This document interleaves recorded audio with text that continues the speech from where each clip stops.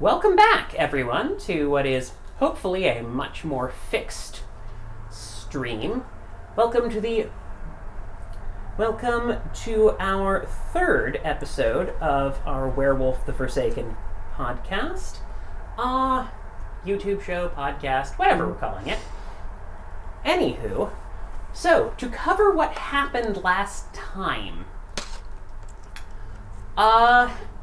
So the pack encountered a interesting new character in the form of Low-Key, who came into town on the request of someone who was dead. So that was a problem.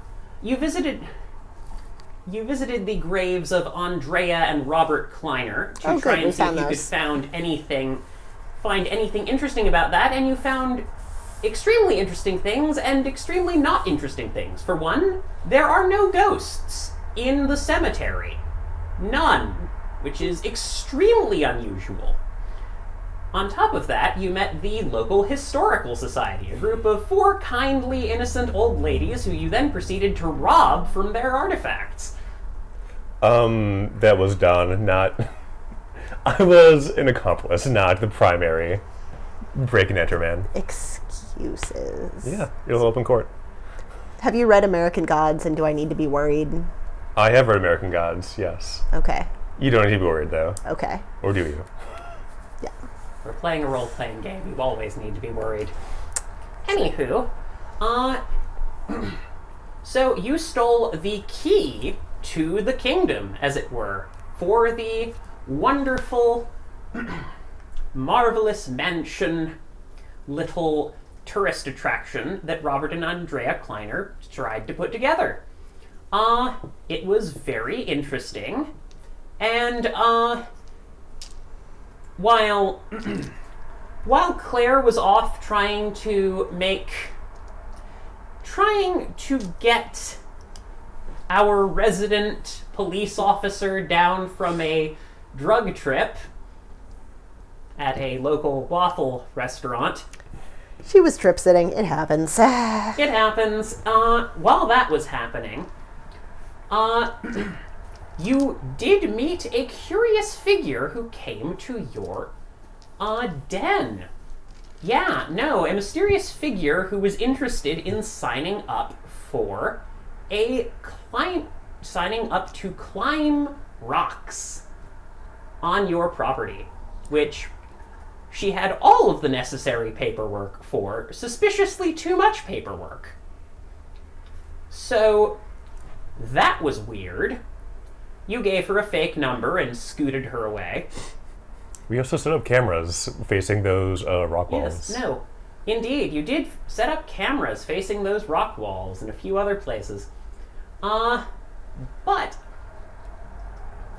while you were in the Historical Society, you also managed to slowly, through a series of puzzles, determine that the Historical Society Wi-Fi had a hidden text document on it. A message from Low-Key's long-dead friend, Tala Smith. And so, confused by this disturbing message, which read,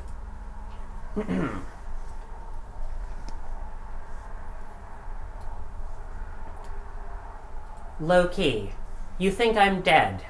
I wish it was that simple. I can't say much. The only reason I can say anything is because she's fighting. I left something for you, in Denver, under the floorboards. Find it. It might help. Whatever you do, don't die. You need to finish this first. Tell David I love him. The pack, too. I hope this is goodbye. Which led to a lot of questions. Obviously. Taking the artifact that you'd stolen in hand, we were left with Lauren Halsbeck and one Danny Yoon sitting down together, joining hands and trying to get a psychic impression of the mysterious key and see what information it might have about the marvelous magical mansion. But before we get into that psychic vision, I want to take us back a little bit and just talk to Claire for a moment. This is after the Ivory Claw, who you'd been wooed by, has shown his true colors, and you were adopted into the local werewolf pack, the local Forsaken pack. Right now, you found yourself going to a cookout to try and get to know these people, because that's the sort of thing that they did. The scholars were a warm bunch. Unfortunately, these scholars are also a warm enough bunch that tries to bring in spirits when they can, which means that poor Claire, cursed with sight beyond sight, was staring at an enormous plethora of incredibly strange sights and suffering from massive sensory overload trying to hang out with this group all at once.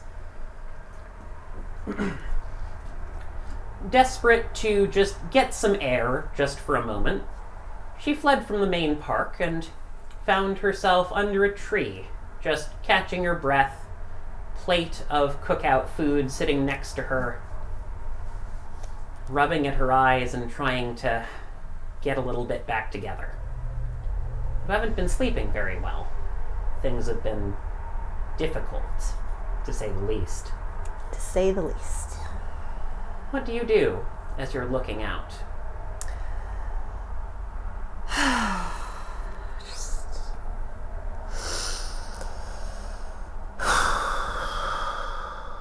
Taking a deep breath, trying to center herself, kind of talking herself through it. It's not that bad. Everyone here is really nice. All of the spirits are also really nice. This doesn't always happen. Appreciate it. Get yourself together. You need to make a good impression on these people. Giving herself a pep talk. You hear a knock on a tree next to you.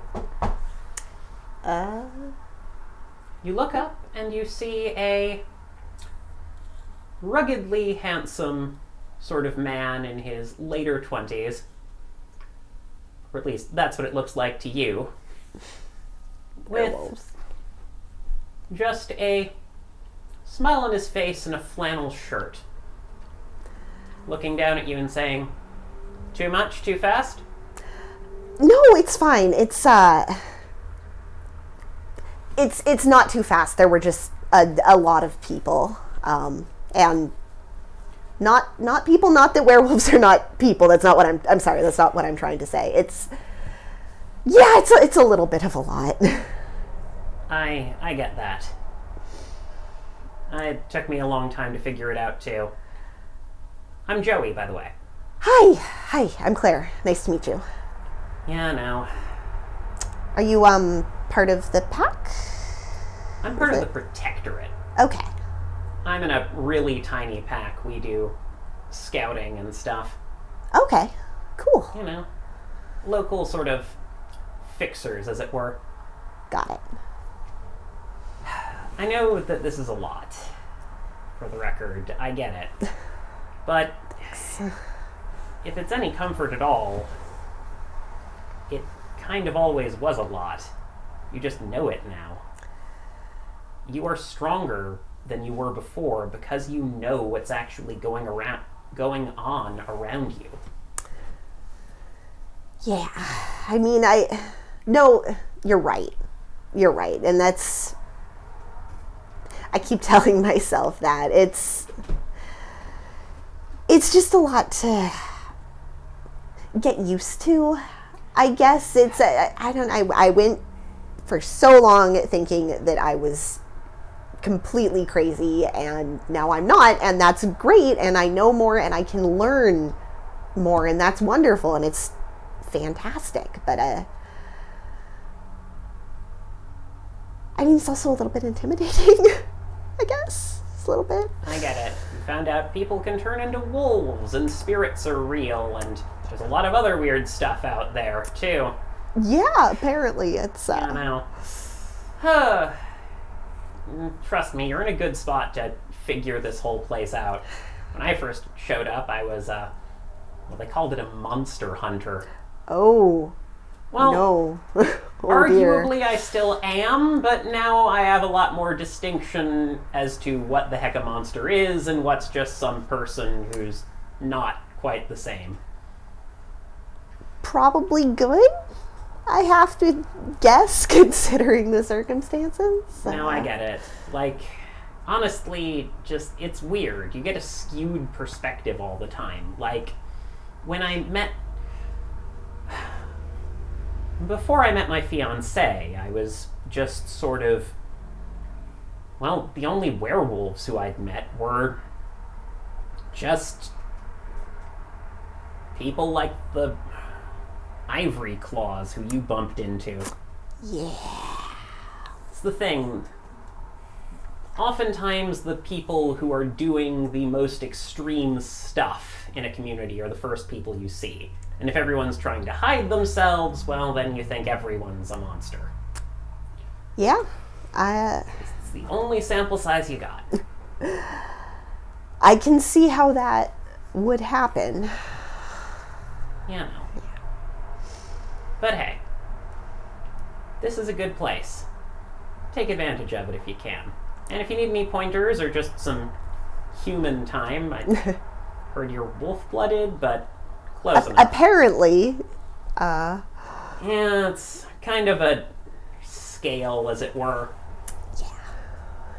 You learn a little bit about something, you get a little magic, you get some of it inside you, you get a little more. It's weird.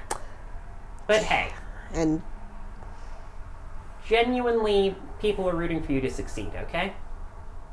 You've got an entire group of people over there, and I know they're a lot.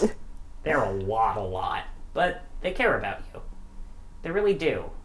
It's kind of their job to care about you. thank you.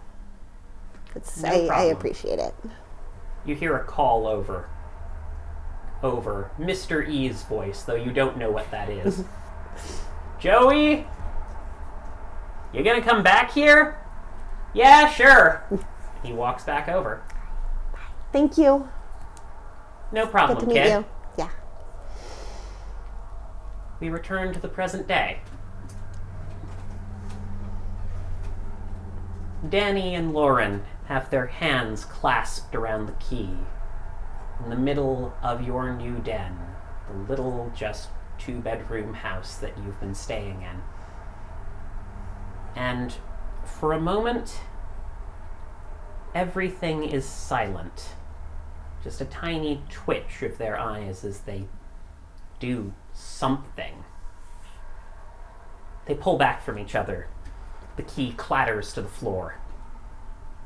Oh boy. Danny is clearly not having a good time. Lauren speaks up. Well, that's another piece of the puzzle. Danny says, he spoke to a werewolf after. I could tell. Can you actually do that? Lauren returns. Not that I've ever heard of. Sorry, we should explain the vision. She turns to you. We were in a waiting room, in a hospital. Robert Kleiner was there. A doctor came out. I think his name was Dr. Andy Stevens. He had a name tag that said Dr. Stevens, and Robert called him Andy. Whatever. Anyway, he came out and he told Robert that Andrea had passed. Robert did not take it well. He broke down. He said that he'd paid so much, and the doctor told him there was little chance against pancreatic cancer, and he'd tried to tell him earlier that even if they threw all the meds in the world at her, she probably wasn't going to make it. But Robert didn't care. He begged the doctor to try again, to bring her back, and obviously the doctor said he couldn't do that. And then Robert stormed out. He said if the doctor couldn't do it, he'd find someone who could. I really don't know what to make of that, Danny says, rubbing at her temples. But I think it's safe to say something went horribly wrong there. It's kind of ominous. Just a little. Yeah.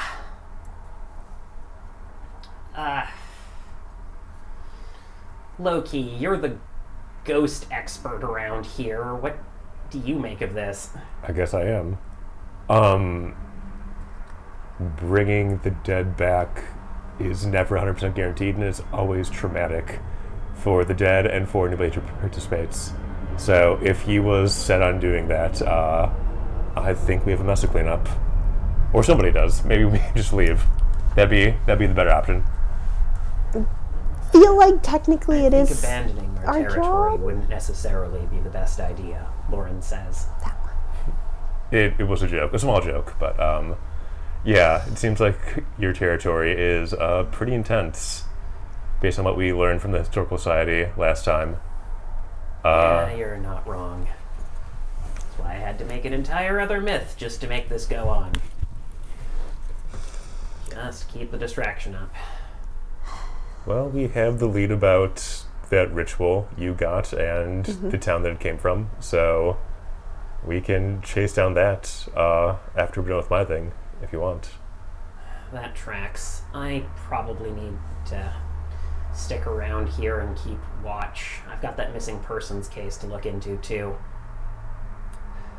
Yeah, definitely. Alright, well, I have to go to Denver. By the way, both of you roll a wits composure check. Sure.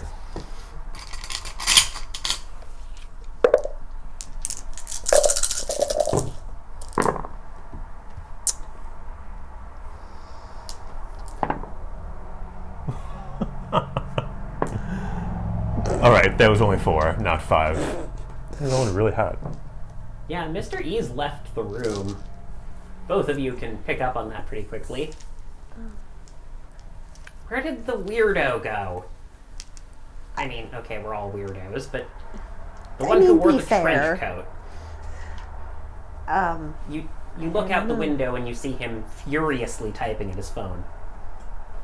He went outside, I guess. He comes back in looking almost hopeful, which is not a normal expression on him. Are you okay? I got a message from one of my contacts. I thought they were all burned after what happened in Minneapolis, but I might have a chance to find someone. Someone could still be alive. For all I know, Joey could still be alive. Okay. I gotta go. Okay. You're just going to Denver, right?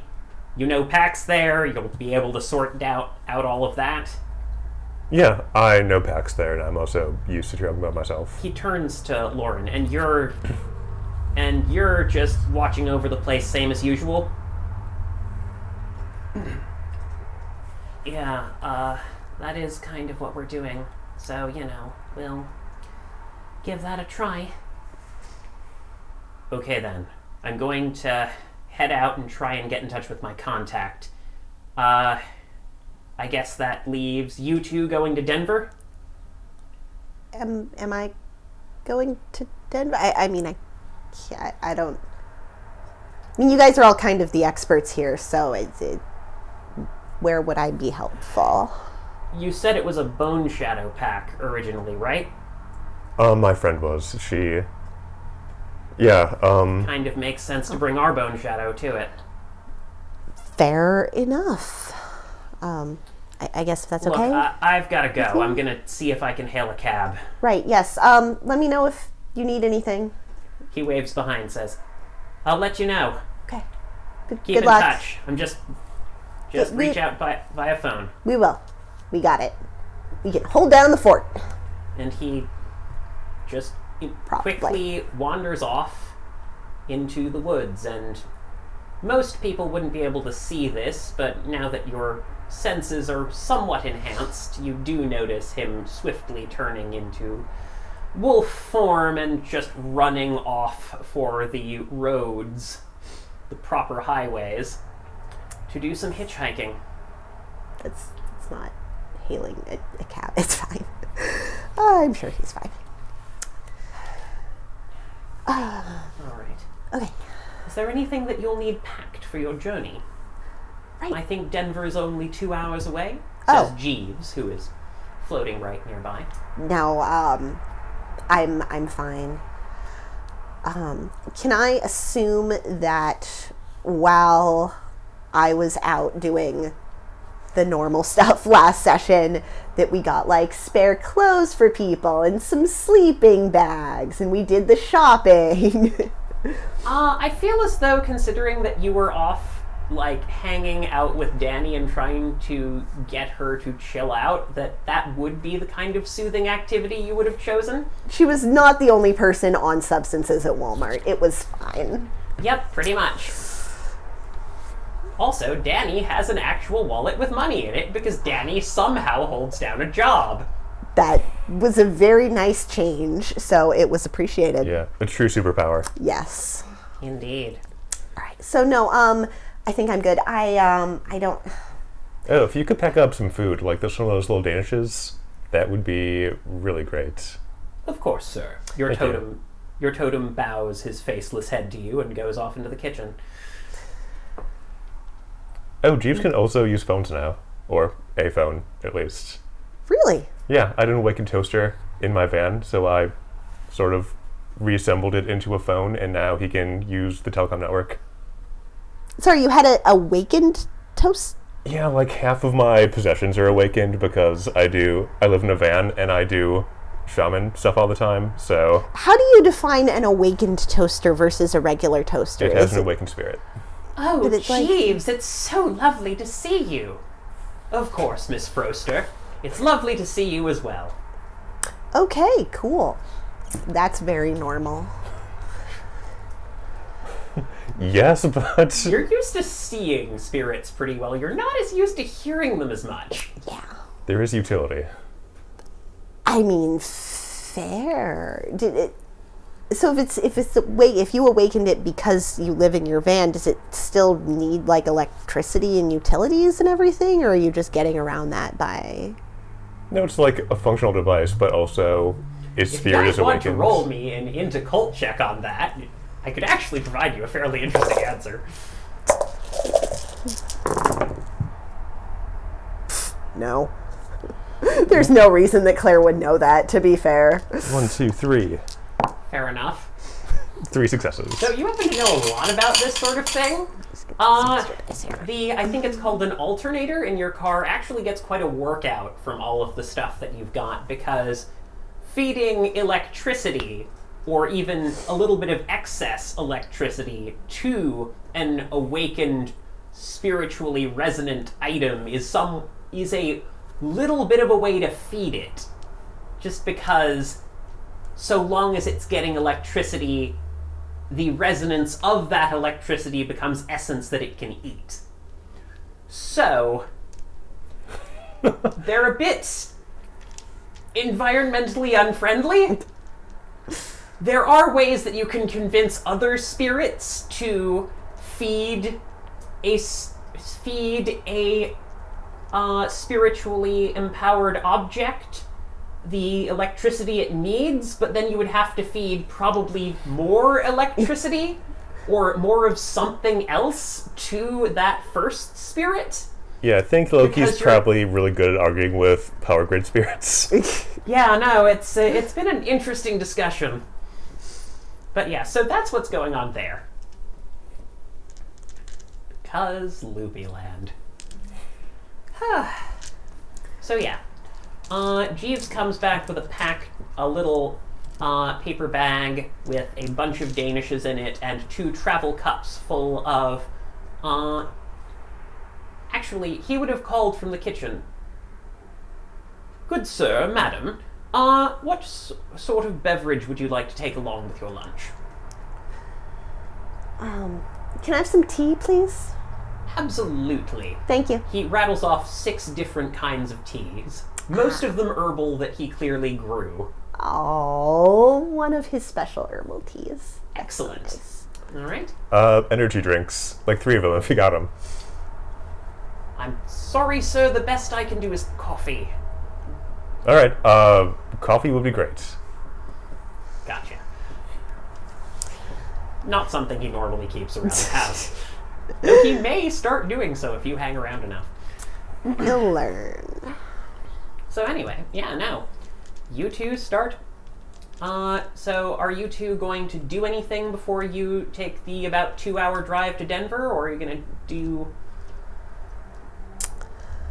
I mean, I don't know that there's anything I need. I can try and get some work done in the car, I guess. Okay. So I'll probably talk to the spirit of my fetish and ask it to look for, any articles or threads about where we're heading and see if anything is going to... If there's any knowledge we can get before we actually get there. It pulls up the only thing it pulls up is a review of a fancy restaurant. It's a fancy rooftop bar and restaurant over called the 5453. It's on the 53rd floor of the 1801 California Street building, which is the second tallest building in downtown Denver. It says it's very lovely, has excellent service, the price tag's a bit high, but it's very worth it. Okay. You don't know why it's giving you this information. You have... I don't, but is often... Loki the kind of person who would drop an enormous amount of money on a fancy meal? I think when he has money, it disappears almost instantly because he does do stuff like that. So it's possible you visited this place. Yeah. Call me high-low. Low. Yeah, no, you haven't visited it. Oh. Well, Got a pretentious. 10 on that die, sorry. have I?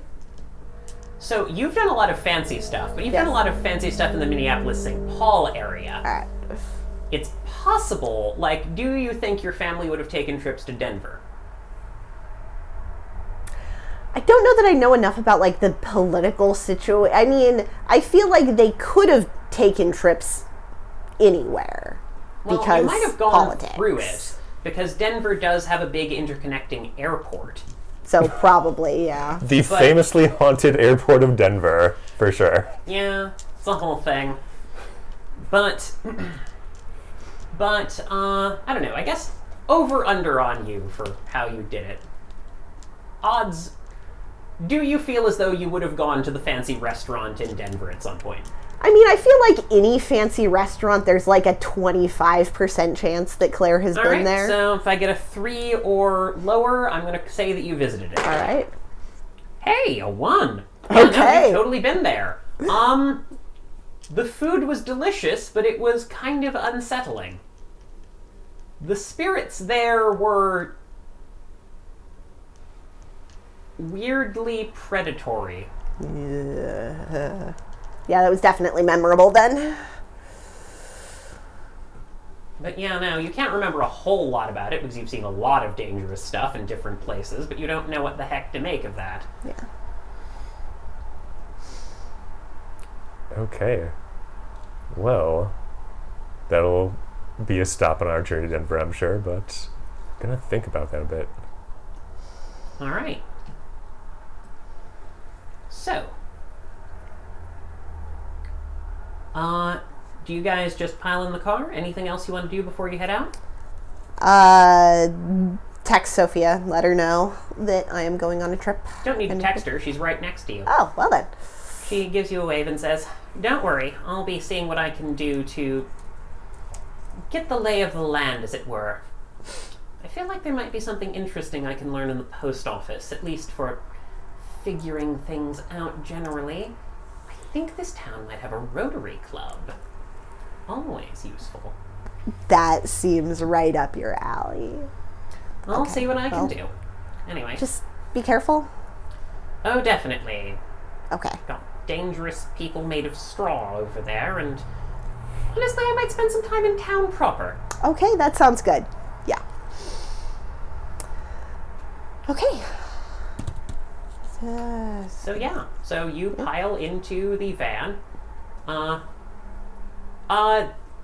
Can you describe your ramshackle camper van? Well used and well loved. Is pretty spacious. There's a lot of tech equipment there. There's like definitely a server and a bunch of cameras. There's also a corner with like an altar and candles and mirrors and things that is obviously used for rituals. Oh yeah. Empty food wrappers everywhere because he's sort of a garbage monster when it comes to food. But yeah, it's the sort of van you'd expect for somebody who is very intelligent in certain areas with specific interests, who is like in their early 20s on Rumspringa and just sort of going around having that gap year. Indeed. You've seen some very annoying people who had vans like this that then came back to your college. Yeah, I was going to say this seems... talked about how they backpacked across America. Seems like that. This seems like some dorm rooms that I have known, so... That being said, they don't usually have interesting rituals and various little bits of rune work scribbled across things. Would you be listening to the spirit world? Because you do have the luxury of turning that off now. Yeah. Must be nice. Yes. Yeah. It's so nice. It's so nice. I mean, yes, when she gets into in a new area, just sort of turns it on for like 5 minutes. You very quickly anything I need to worry about? Hear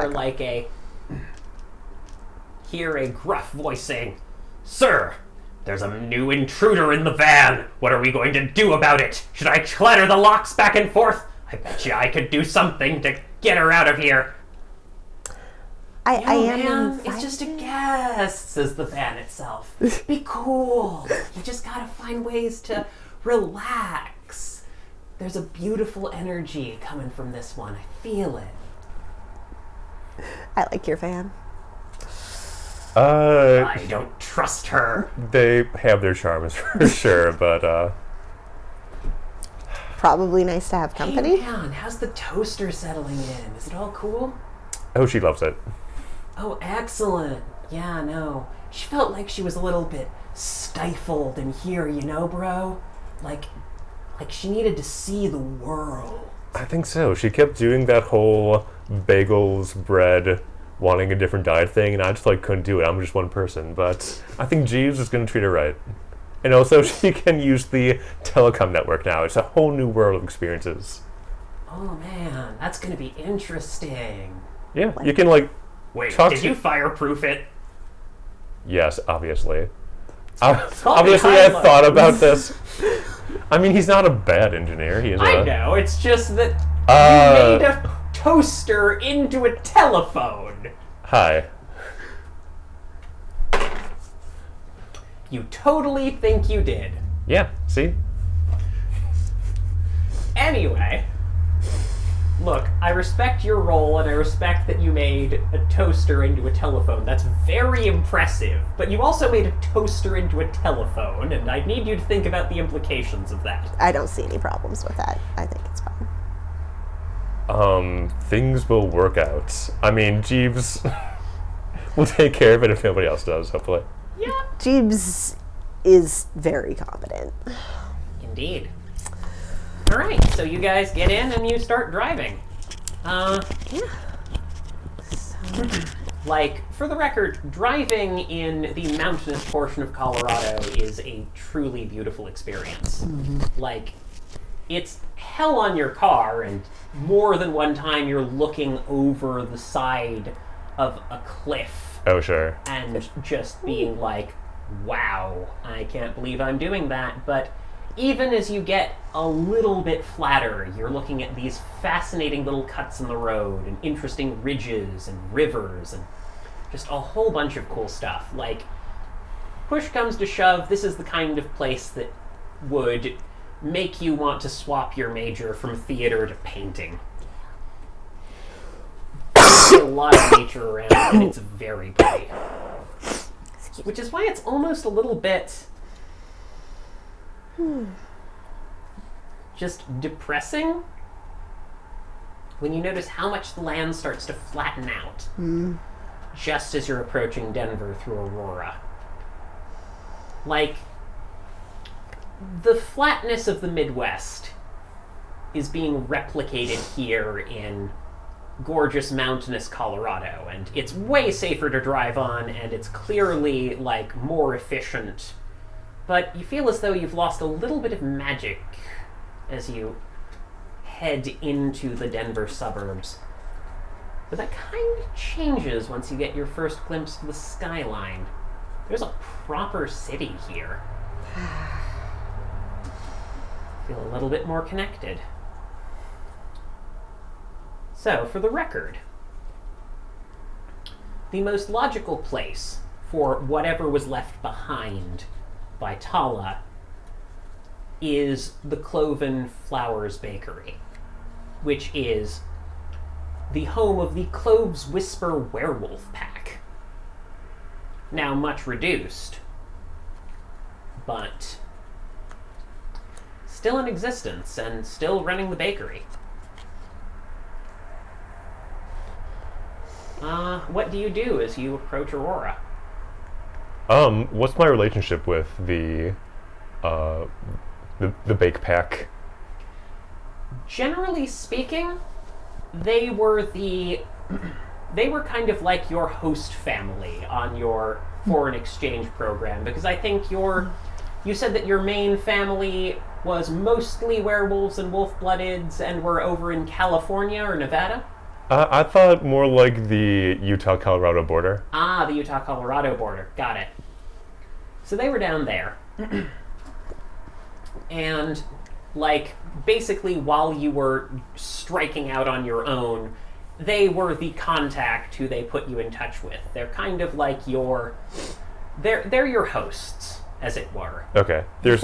Although you didn't really spend a lot of time with your hosts because you have a wanderlust in you. Very true. There wasn't any, like, bad blood after the attack?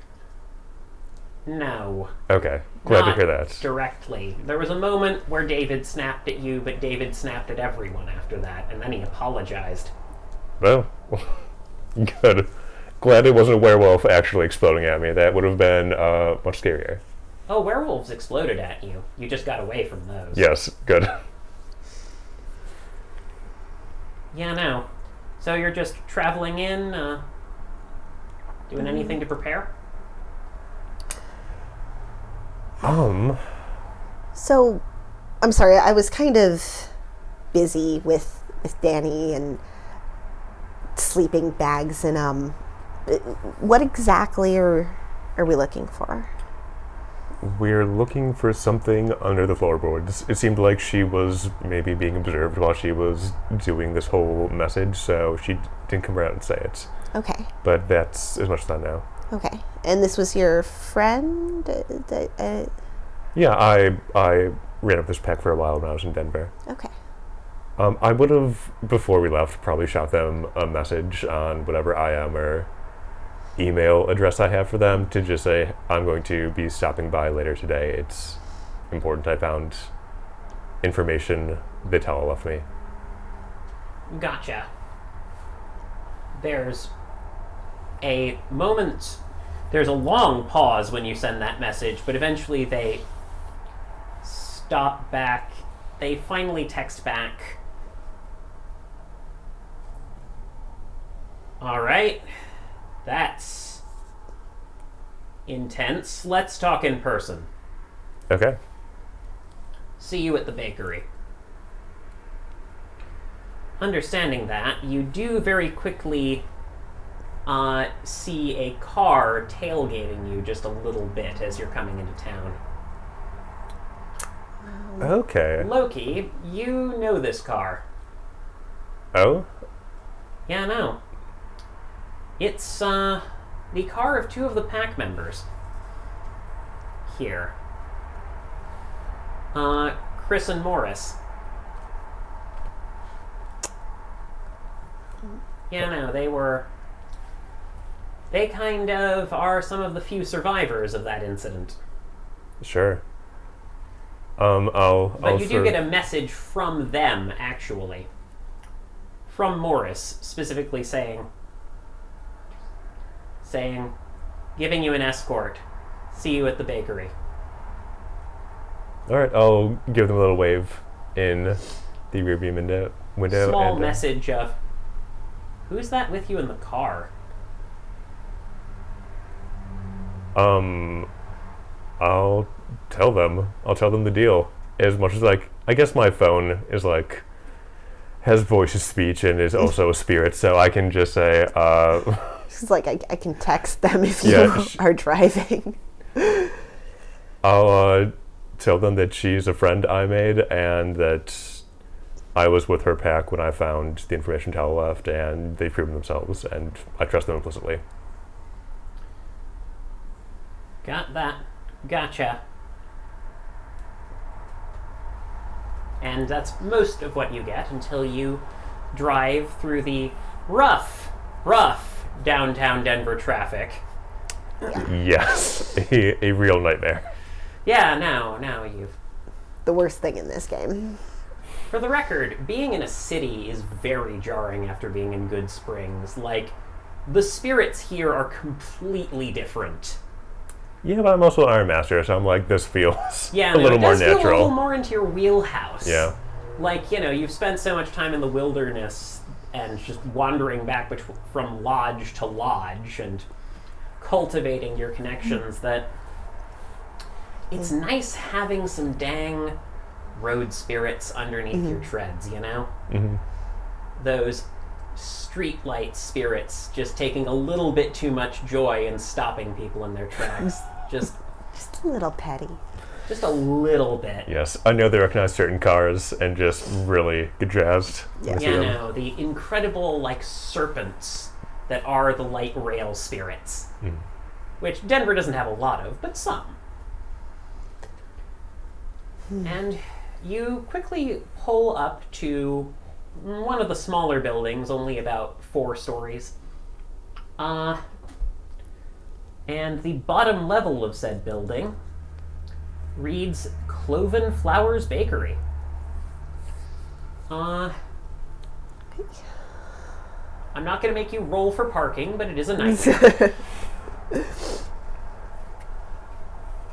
And very quickly you're pulled over and you end up running into... And very quickly you find yourself face to face with Chris and Morris. Both on the shorter side, but built clearly with muscle in mind. They give a nod to you, but their arms are crossed looking at you. Good evening. Well, Morris, it's afternoon. Yeah. Okay, whatever. Not important. Okay, so, obviously you are here in our territory, and we will ask you to respect that. You are guests right now of the of the Cloves Whisper Pack. That said,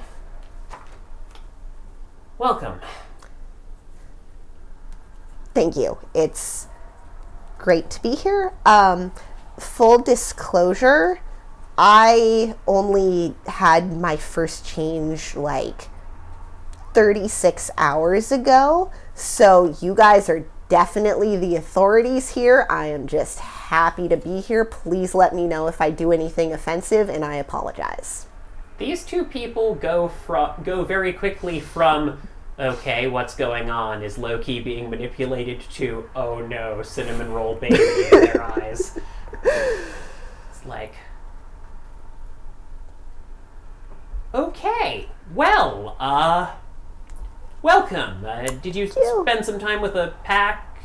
Get some proper training before that? A little. I was. I met the pack back in Minneapolis, and I was wolf-blooded, and so they were teaching me the ropes a little bit, but I was. That gets an even bigger reaction. You were in Minneapolis? I didn't think anyone survived. Then immediately they stop. You know what? We don't need to bring that up right now. It's been a rough week. Yeah, Chris, but thank you. Please don't do that. Sorry. Yeah, no, that was a needlessly intense thing for me to bring up right now. It's fine. I mean, it happened. You know, it is what it is. So just happy to be here. Yeah, and I vouch for her. Thank you. Good to see you back, Loki. Good to see you again too. Yeah, it's... You know, they look still alert, but, you know, considerably less guarded after this conversation, and they... Come on, we'll get you to a donut. And you are led quickly into the bakery proper. Well, sort of, because the place is very crowded, and you're sort of bunched in as you're trying to get up. You, Loki, immediately recognize Jenny and Xander behind the counter. Just, you know, desperately serving customers. You know, recognize that this place's only real distinction is that it's got good quality baked goods, and you definitely smell cannabis from one section. Because you are in Colorado, and that is big business here, and they are checking IDs. $22.5 billion economy or something? Oh, yeah, no. Yeah. Yeah, no, it's a bake shop where you can get baked. But, not necessarily the requirement for the record in this bake shop. They're clearly focusing on making a whole bunch of different things, but they do not exclude that from their treats.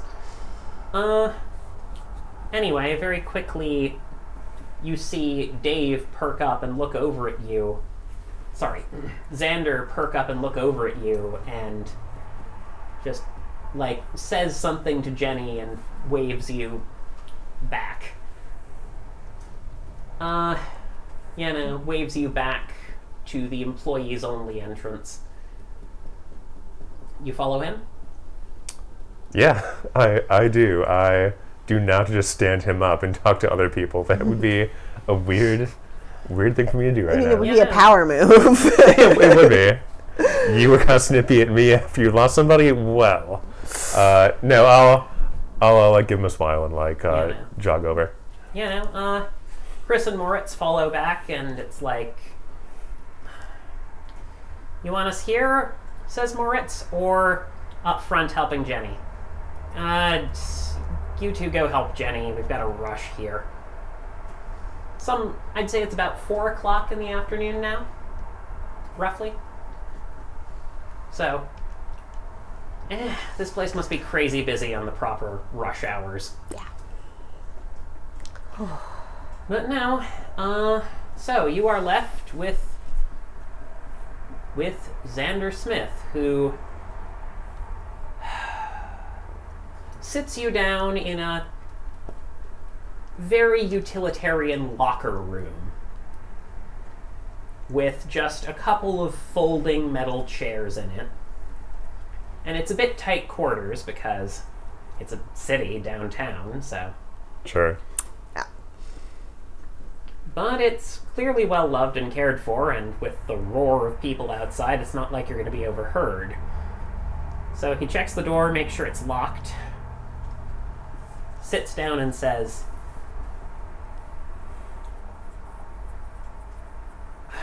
Loki. Wait, no. Pardon me, miss. He turns to you. So, I hear you've been running with Loki then? We met like 3 hours ago. Yeah, Xander. Right. I'm going to be calling him Dave forever. Xander. He can just be Dave. Xander gives you a look. And he's like, you brought someone into our territory who you met 3 hours ago. It's more complex than that. She is vetted by contacts in the Iron Masters and the Lodge of Wires. And also...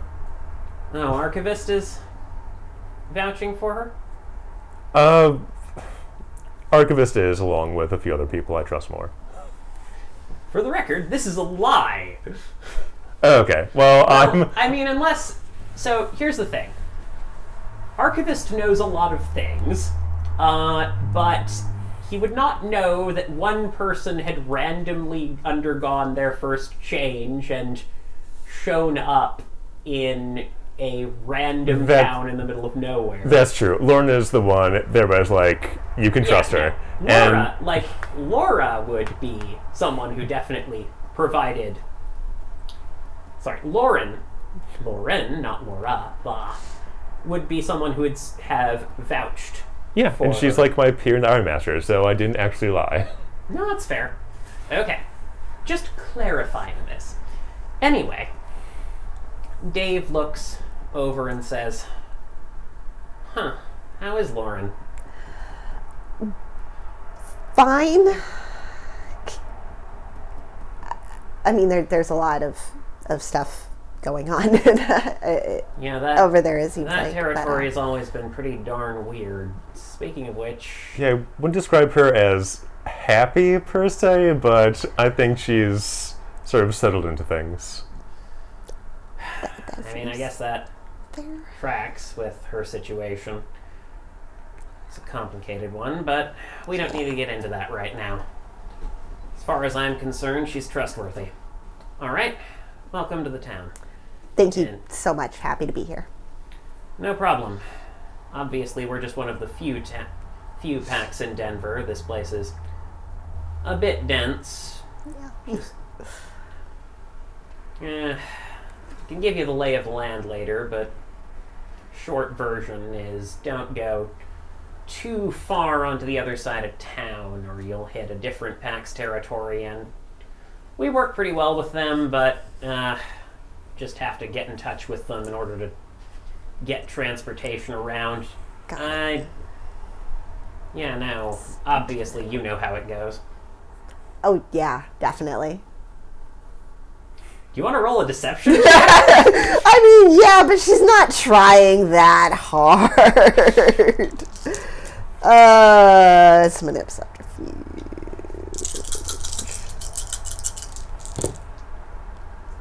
Oh, handy. Yeah. Okay, what do you get? He just nods and accepts this. That makes sense. Alright. Then he sits down and his face gets a little more dour. So, you found something out about Tala in her old hometown? Yeah, I had a prophetic dream where she asked me to go to Good Springs and visit her grave. And then I followed some clues she left me and found this, and I pull up the text document on my phone.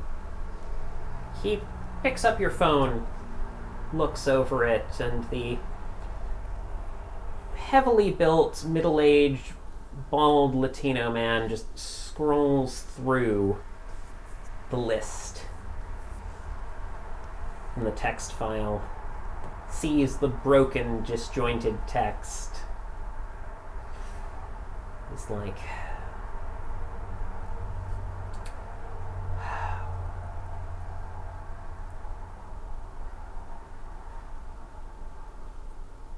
This is... Oh, first speech. Sorry, sometimes I forget about that. Alright, I can read it for you, but it's kind of a weird one. He nods and lets you read it. Alright, You read it aloud. I do so. He is not encouraged by what he reads. This doesn't sound like Tala.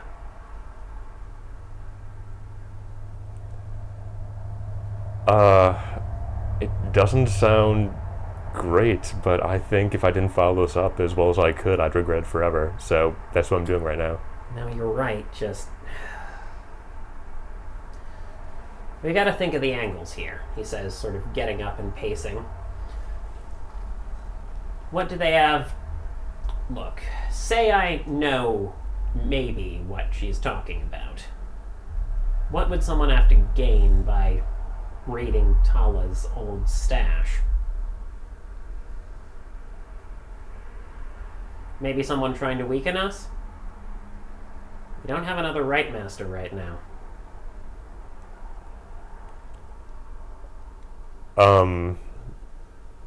I don't know your enemy since I left town. If anybody new's popped up, if... Yeah, there was some trouble, but it got taken care of pretty quickly. Of course, it got taken care of by other lesser trouble, but that's a whole other story. Denver is a big place, and you know how crazy it is. It's a big ecosystem, a lot of big fish lurking around. Very. Some far too big for their britches, and not worth trying to push against, honestly. Look, you gotta understand, this is an ask. You're asking me to give up fetishes to you made by her. You don't have a lot left of Tala. Sort of, his voice cracks just ever so slightly as he says that. I wouldn't take a fetish unless I thought I could save somebody else's life. And if I do end up doing that, I will pay you back. Look, we're not trying to cut crazy deals like that, okay? I get it. We should... Alright, let's... Follow me upstairs. He pulls you upstairs, and, you find yourself in a row of somewhat stereotypical apartments, but with a few more communal areas than you're used to. For downtown Denver, there's surprisingly few people packed into this building. Get the sense it's more of a hub for travel. A werewolf hotel, if you will. Nice. And he leads you over, sighs, pulls out a ring of keys, flips through it, opens a door, and you find yourself in a place where you have only been in probably once. His and Tala's bedroom. Okay. I'm looking at the floorboards, being like, how are we going to destroy this floor to honor Tala's last wishes? Well, the first thing you notice is that it's carpet, mostly, so you're not sure what to make of that, but then you see him go to the corner, pick up an edge, lift it, and reveal some floorboards, and he pulls it up. He pulls out a small stash. That was easier. There's a flint knife, a jar with a pair of what look like canines, very, very sharp canines, sitting in them. Pulls out a fan, a bundle of feathers, a bag of marbles, a jar. Okay, So, what was Tala trying to help you with? She left a few things, obviously. She built stuff.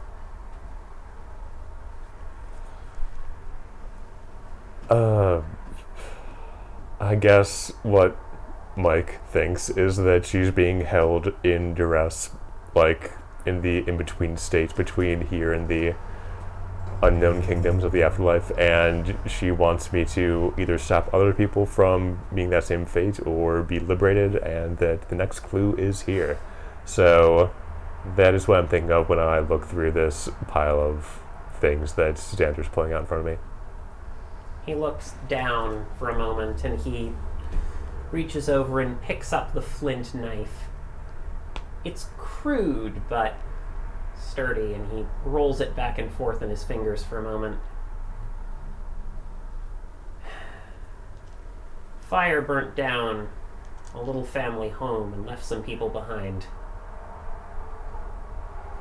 About a decade back. Tala made this. He hands it to you. To quiet the spirits and put them down permanently. And I don't mean spirits, I mean the restless dead. Best guess, she was talking about this. If that was her, which I am not convinced of. Still, I don't have a lot of use for it. That's fair, but my prophetic dreams are usually pretty accurate. Being able to make connection with me and spoof that would be... I don't doubt the wisdom of Werewolf. But you said this was Tala who was talking to you instead? It was this time. This whole thing seems a bit fishy to me, I'm not gonna lie. Still, it's worth following up.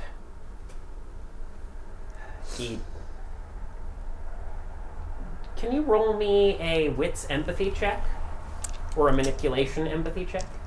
Probably wits empathy. Ooh. I can, but it won't be great. I don't know people. Alright. None. You need to remember that one success does count as a success. Yep. It does. And tens it very explode. Much does. Yep.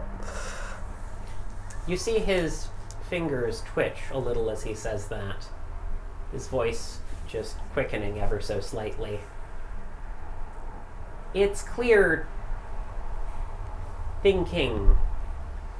You're looking at a man who is trying not to hope too much and trying not to believe that his just dead wife is still suffering. Thank you. We really, really appreciate it. And no matter what's going on, whether it's her, whether it's not, it's clearly something, right? So... There is some supernatural presence. That graveyard was unusual. Unusual how? There weren't any spirits or ghosts. Like, none. That genuinely stops him. None. No. In a graveyard. Yeah, and another werewolf who has the site confirmed it. We've both never seen anything like it, so... That's... Okay, you might have something going on here. There's definitely something, and... I mean, something's always going on, but I have never heard of that one before. Yeah, I mean, if somebody's impersonating Tala, I will ruin their day for sure, but I feel like I have to follow this up, and I have no reason to not think it's her right now. So... No, that's sort of where we are. That does track. Miss, I'm sorry. What was your name again? I'm so sorry, it's Claire. Lovely to meet you. You too. Xander Smith. But...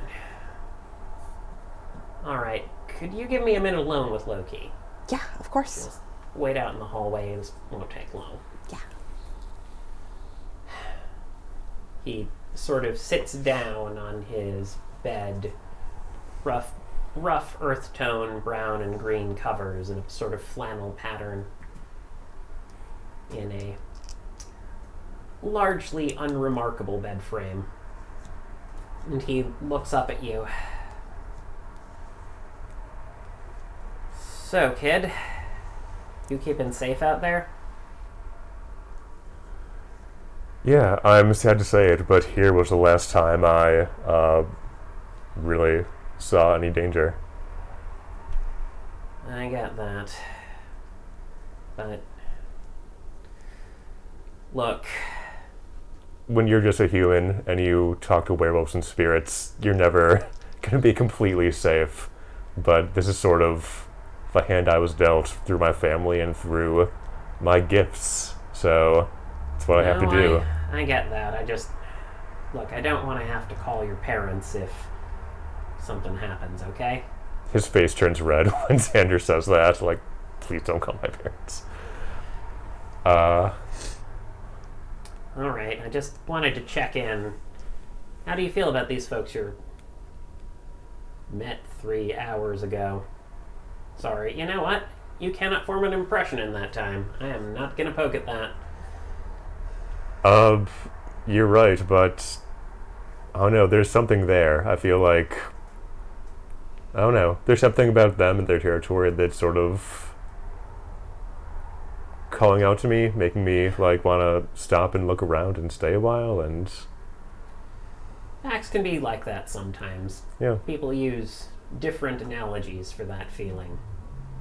You know, some folks call it marriage, but that's a bit extreme.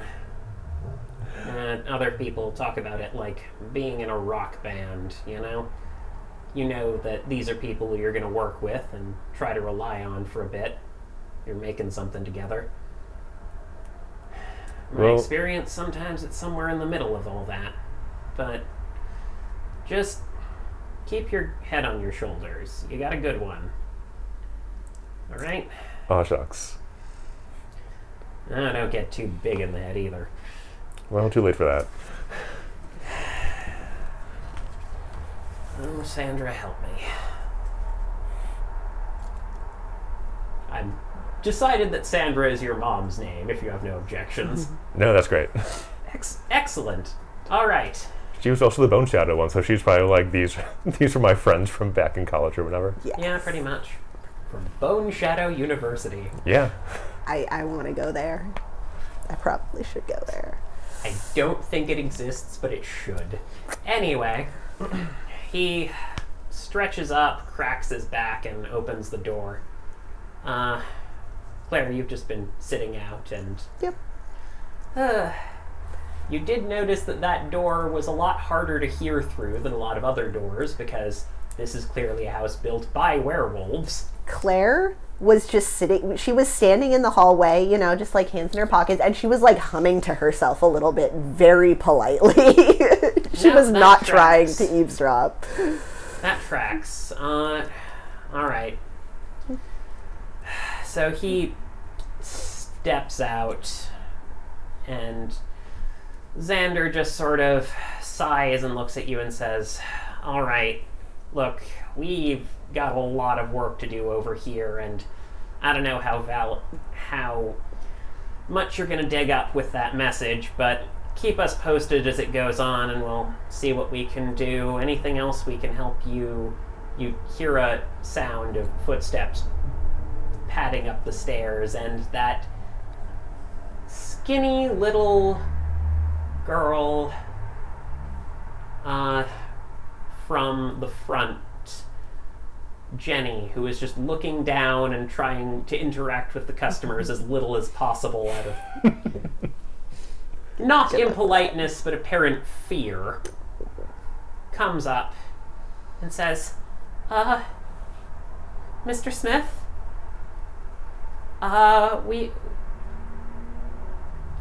Sally Beamer's here. That gets a pause. Fun fact, you know Sally Beamer. Sally Beamer was the person who asked you about rock climbing. Weird. Alright, well, I guess Xander's eyes... You hear just the tiniest bit of a growl in the back of his throat. Then he takes a deep breath, calms himself, and says, okay, we have a relationship, that's fine. What does she want to talk about? Does she say anything, or is she gonna force her way here before we do anything? She wants to talk about your guests, sir. That's weird. I'm going to take out my phone and do the thing where I can have it surveil somebody as long as they're within 1 mile and leave it on her for a bit. So that's fair. She's down below. Xander just rubs at his temples and mutters to himself. When you were trying to calm down your friend, she stopped by your territory and wanted to climb the walls, like have financial arrangements. And her story was slick and was just too plausible to be plausible, if you know what I mean. I am actually familiar with that, yeah. He hated her, by the way. Damn. I set up cameras so that if she does trespass, we can see. Oh, well, thank you. Yeah. All right. Come on, let's go downstairs. And he leads you down where you see Sally Beamer, dressed much more formally, standing a little bit straighter than before, looks you up and down as you approach and says,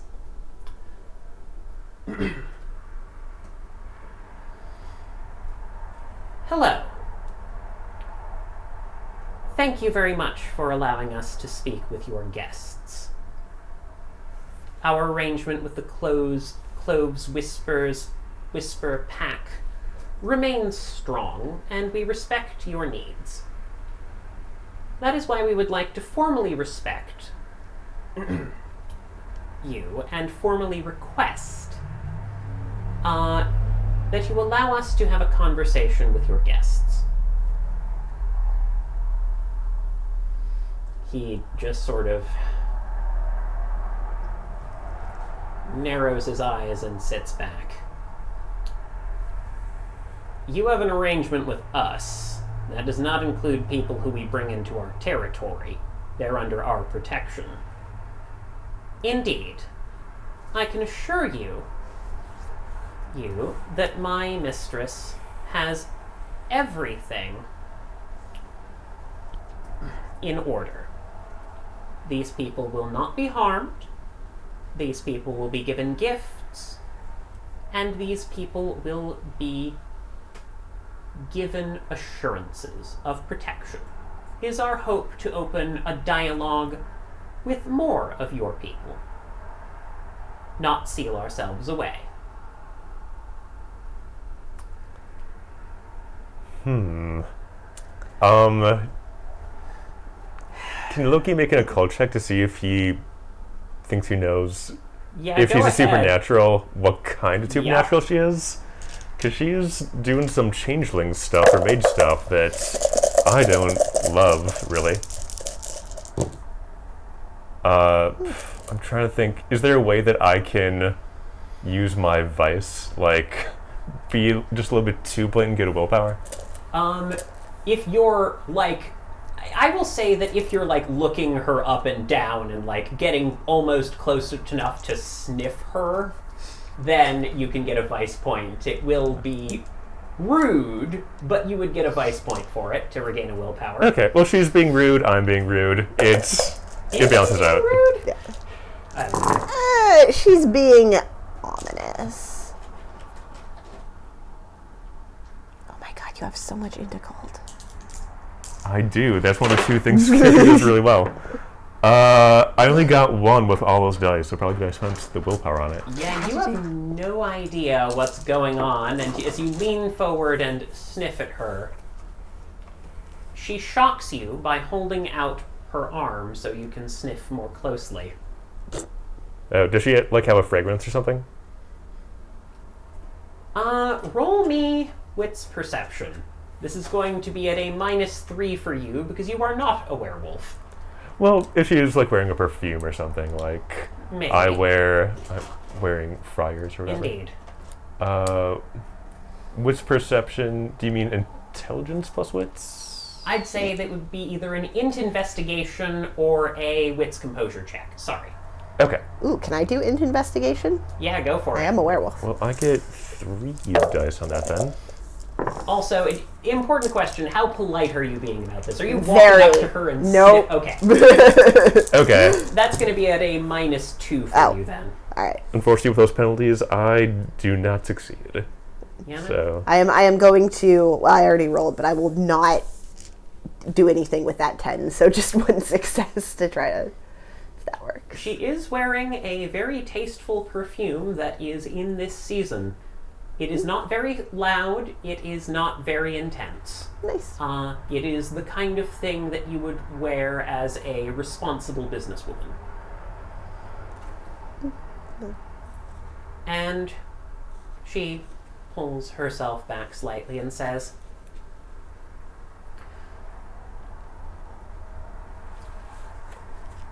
would you be willing to come and join us? At the 5354? Her eyebrows raise. You've genuinely impressed her. I see that you're already informed. Impressive. All right. Well, if you will pick up the tab and you will ensure our safety in the city and all the other things you just promised my good friend here, then I see no reason why we couldn't have a conversation. You've just come to me under 2 different guises in one day, which is not usually the done thing where I'm from, so... I apologize for the deception, as does my mistress. Please understand that we are trying to maintain as secretive a presence as possible, which requires us to be prudent in how much information we give in any given interaction. Except for this next one, hopefully. We are now aware of your ties and natures in ways that we were not before. Not a yes, but all right, I'll take it. Xander, thanks for being my guy in this, and I'm sorry I sort of ruined your morning, but I'll make it up to you. Xander. Hand to Red Wolf. Xander.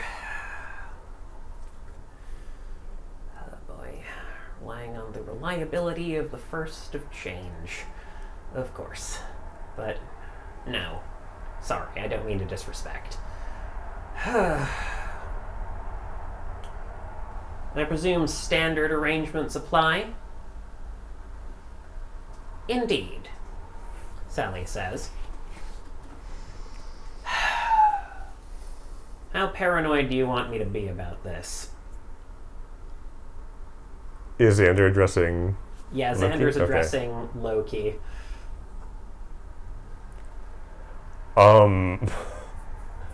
DEFCON 4, I guess? I'm not sure. I don't know much about this woman besides she spoke to me the other day and looked completely different.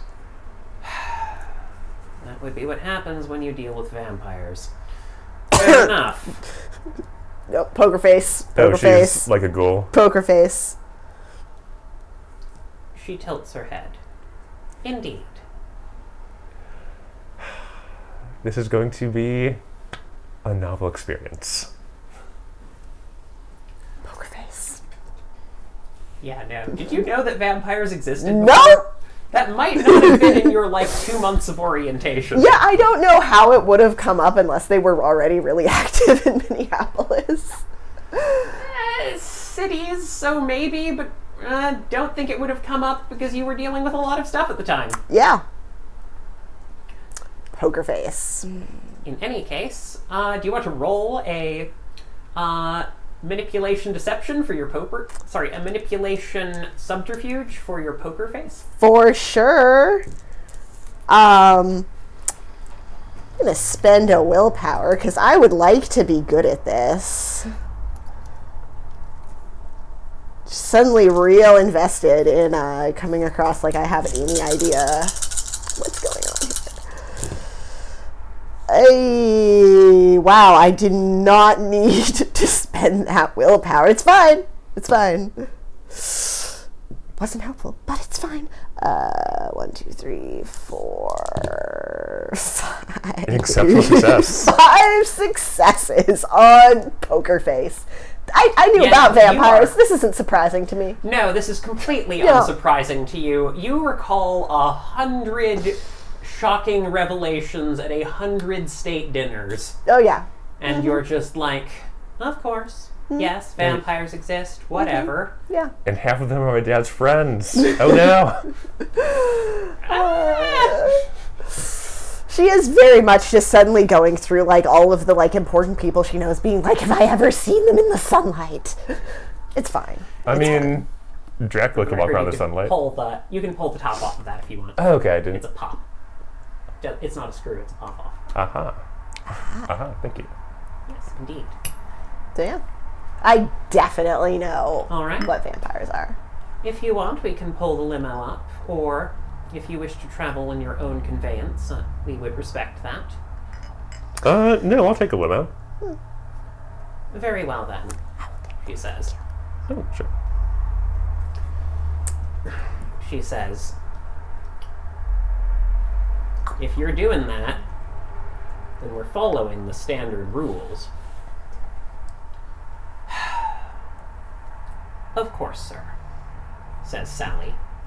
She sits down and gestures outside, pulls out her phone and starts typing into it.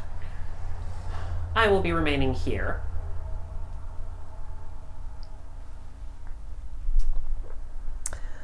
Under our watchful guise. Indeed, she says, quietly tapping at her phone. The apparently completely willing hostage points out to the street where you see that a limo has somehow gotten a direct, perfect front parking spot right in front of the bakery. I'm just assuming they're in the no parking zone and no one will ever call them on it. Denver during rush hour, though. Even with that amount of brazenness, that's impressive. Indeed. You walk into a lovely limousine. There are drinks arranged in the area. I'm not even going to make you roll for this. You smell blood, Claire. Great. Ominous. Oh. From anywhere in specific, or just stuff has happened in this limo? Roll me a wits composure. I will roll you a wits composure.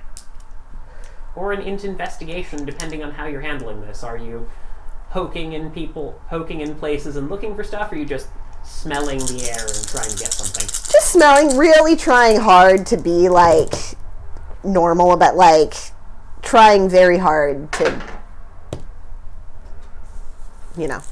yes, this is Nice. I mean, about being a limo, Claire has clearly been in limos before, like that she knows how to do. You can get the smell. It's here, it's present, but you can't get a lot of detail about it, unfortunately. All right. But there is definitely the smell of blood in this limo. I hate it. Loki will destroy it smells those delicious. complimentary drinks if any of them are not blood. Oh, plenty. Okay. Yeah, he'll take out a slightly too fancy vintage of wine and just like pop the top and drink from the bottle. Drinking from the bottle. Oh boy, can you give me a quick stamina roll? Just stamina, or is there like a accompanying? Right. Let's do resolve stamina. Or this might be stamina composure. All right, composure is better for me actually, so I will do that.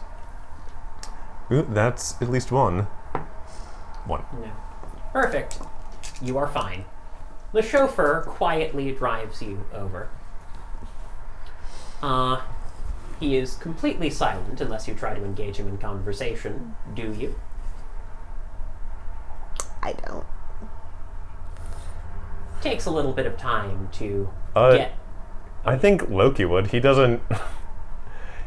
These people have been rude to him, so he's like, I'm not, like, obliged to be nice to them since they promised not to hurt me. So, he'll be like, hey, so, what's your name? We were really introduced. My name is Mr. Tibbs. Mr. Tibbs. So do you work for Sally, or are you guys, like, sort of colleagues, or... Sally and I are co-workers. Oh, okay, cool. You work for 5354, or... I work for the mistress, who owns 5354, among other things. Oh, so, like, kind of. Do you, like, do sous chef stuff on the weekend, or...? I have many talents that are used at various times. Okay, can I make a social check to see if I can get him to do any human reaction or emotion? And you as well?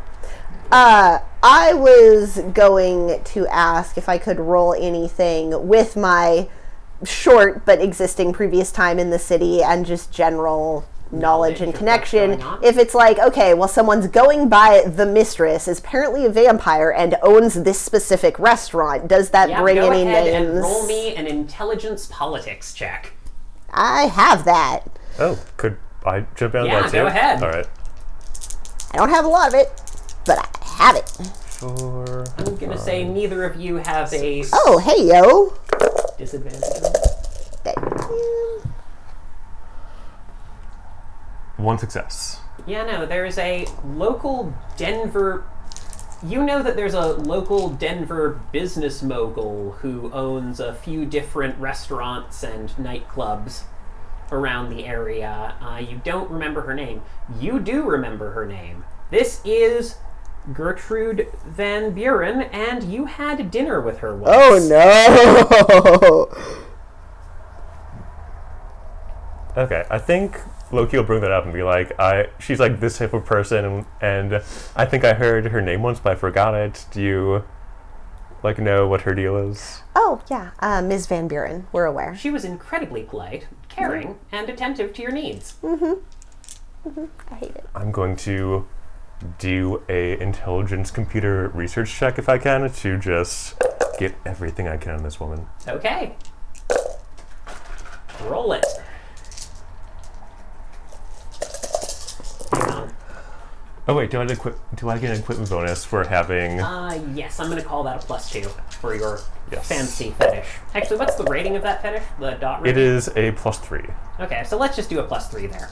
I don't know if that's quite the correct ruling, but for the sake of getting things... Dang. Nice.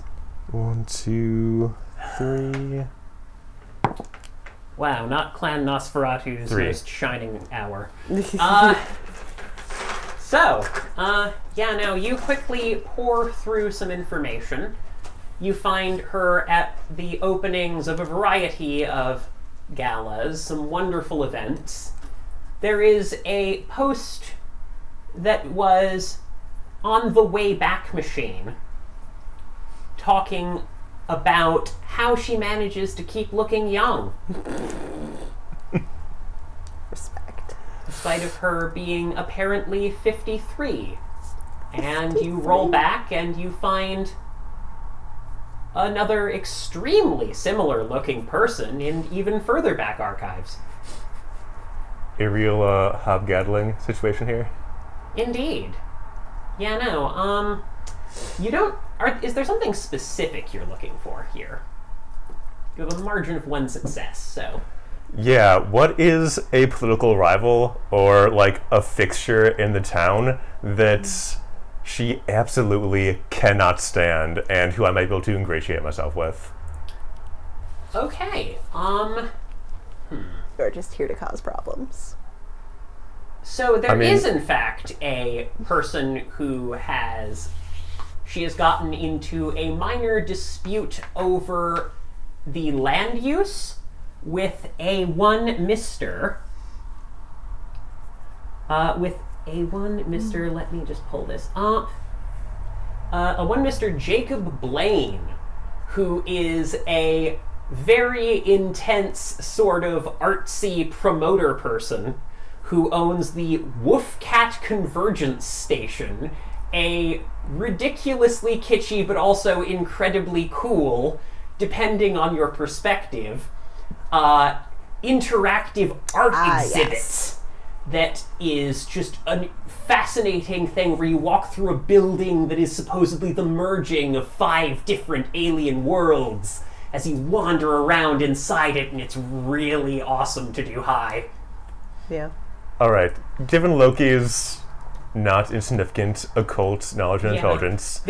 Does he think that this might be somebody of similar supernatural majesty, or is he just like a guy who sort of blindly stumbled into... With a margin of success of 1, it's hard to tell. You do know that the building is really garish and weird, and it looks terrible right next to the wine bar that's just across the street that Miss Van Buren owns. And clearly there is some tension over this. Okay. In terms of the cultivated character of the city. He might be just a doofus, but I hope he's like touched the face of Carcosa or something wild and we can talk to him. But yeah, no.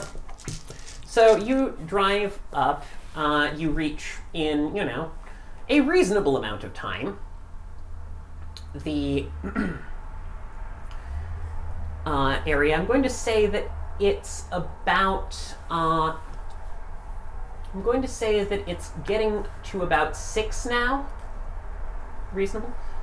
So the sun is just coming down. Oh, wow, she timed that great. Indeed. Has a lot of practice. It's almost as though she has practice with this. Yeah. So yeah, no. You're brought up in a elevator. There's a bellhop in it who turns a key and presses a button. Muzak starts playing. Do do do do do do do do do do do do do do do do do do do do. As you just slowly ascend a very tall, sort of gorgeous stepped skyscraper. 1810 is actually a quite nice building. Not the most fancy, but like sturdy and with an understated charm as you rise up to it. It's got class. Indeed. And as you get to the 54th floor, you open into a well-appointed, very pretty-looking bar and grill. You notice that the sun has just now set, and you see, let's see here, I've got some text for this actually. No, it's a rooftop bar, and it's mostly empty. There's clearly some staff and a quartet of patrons sitting at a nearby table. You notice that they don't appear to have anything but untouched water glasses in front of them. And the view is extraordinary. The decor is tasteful. It evokes the most classy imagining of a 1950s diner, if you can, with like perfect red leather seating and just an amazing view of the skyline around you. It's a wonderful place. You have totally been here before, and you have absolutely met that. Yeah. It's still nice. Well, now I'm underdressed. Indeed. Yeah, no, you are both wildly underdressed. Loki is wearing a 3-Wolf Moon shirt. Amazing. And, like, mechanic's pants with a bunch of tools in the pockets, because that's sort of his deal.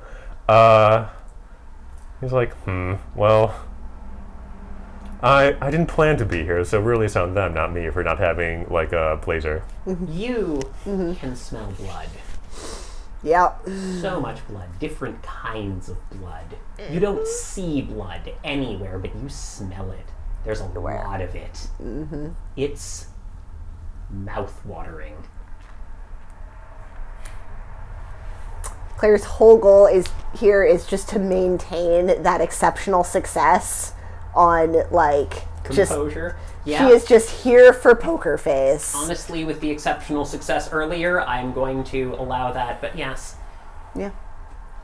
You notice in a corner booth, looking out at the best view, there's a woman who appears to be in her early 20s. You've met her before, Claire. And she gets up and greets you directly. Miss Whitlock, it's been some time. Miss Van Buren, it's wonderful to see you again. Indeed. I'm very sorry to hear about the situation with your sister, genuinely. Thank you. She was an important voice in your city. I agree, but I don't think her voice will be silenced for long. That's very good to hear. Perhaps I might be able to help you with that. Well, I appreciate the offer. Thank you. Of course. Mr. Low-Key, I believe it is? Yes, maybe Mr. Sawyer might be more appropriate in these Of environs. Course. Mr. Sawyer, I'm told you're something of a technical wonderkind. Oh, you're gonna make me blush. Well, that's very nice to say. Is that the nature of your proposition? I'm a little unclear as to why I'm here, if truth be told. Entirely reasonable. First of all, let me apologize for... Please understand that keeping a low profile is extremely important to us, which means that sometimes we make mistakes in courtesy in an attempt to improve our security. And still, I expect better of our staff and team and apologize for this oversight.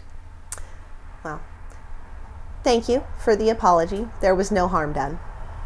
So, if I may, did you have any real interest in Good Springs besides me just happening to be there that day, or? We have quite a bit of interest in Good Springs, actually. So, would you care to sit? She sits down. Thank you. Oh, sure. Would you like anything? We can bring out refreshments. Ooh, yeah, Loki's going to tear through that menu and... Are you just ordering everything on the menu? Not everything on the menu, but definitely, like... I think when Loki eats, he acts like he's never going to see food ever again. So when he's in, like, Yes. a 5-star restaurant with carte blanche... You have fancy sliders and very, very perfectly constructed tacos and a whole bunch of other things. Yeah, definitely a steak or two. Oh, yes, definitely. Get in the surf and turf. There isn't a surf and turf, but there is a perfect little steaks bites, steak tartare pucks recipe. And also, the special selection, as it were. Are people sharing similar taste in some delicacies? Oh, well, don't mind if I do, thank you. Indeed. And so, she returns with a bottle that smells strongly of blood. Yep. That is opaque. It looks a little bit like that one that's sitting in front of you. Mm-hmm. Indeed. I know that you have some rather strict rules generally about consuming certain things that give you pleasure in this particular vein, if you'll allow me to say it. But fortunately, I am very happy always to have found out that blood is something of an exception to the rule. So, that's always been a point of contact between our peoples that I've very much appreciated. And I think you will enjoy this particular vintage quite a bit. None for me, thank you. But I'm glad it's allowed you to find a point of contact. Loki is darkly curious, I guess, would be the most accurate description. Indeed. So, gonna lean into that advice and maybe, like, take the champagne flute this vampire's offering me and see what happens. Godspeed, bud. A gentleman very carefully pours you a tiny little cup of blood. Not a lot, just a finger. To, like, but waft and get, like, the bouquet. Flavor, you can smell this very strongly now. Yeah. Can you give me a wits composure check with a +3? Oh. Also, add your wolf senses, which I believe is a +1 in Hishu. Oh, wait. I'm going to make, if you allow it, a intelligence occult check to see. Oh, yeah. Absolutely. This is going to be at a -2 for you, because you don't often run around tasting random blood. Sure. One would hope. Oof. 3 successes. All right.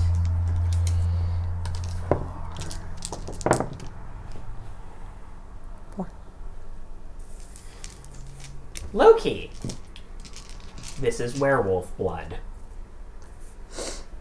Oh. Claire, this is werewolf blood, and you recognize it. Yeah, it's not weird at all. You've smelled this smell before, and you didn't think about absorbing this smell, but you definitely smelled it when you were surrounded by the goons of that boy who pretended he cared about you. One of them smelled like this. Interesting! Obviously, as you can see, we have a mutual interest in keeping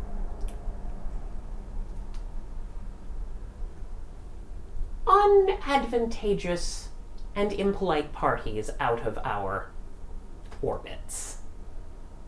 I despise the ivory claws. So that's one point of why I invited you here. They attempted to make a bit of a foothold here in Denver, and that problem has been resolved. Oh, well, that's the best news we've heard all day, so thank you for that. Glad to hear it. I recognize the vintage. Excellent. Of course. As you can see, we have many interests in common, and one of the most major ones, which I think you'll agree with, is getting us out of your territory and business in Good Springs. And unfortunately, that is more difficult than I would like it to be. And what is the reason for that? Tell me, what do you know about Robert Kleiner? We've been conducting research. I have been as well, and I can tell you with some certainty that he was experimenting with some extremely dangerous necromancy. Was he a Majai to your knowledge, or just a guy with money who was trying to find answers? Unfortunately, I don't know the details. Okay. I suppose I could try and ask certain elements of this city that, but we are not necessarily on the best of terms.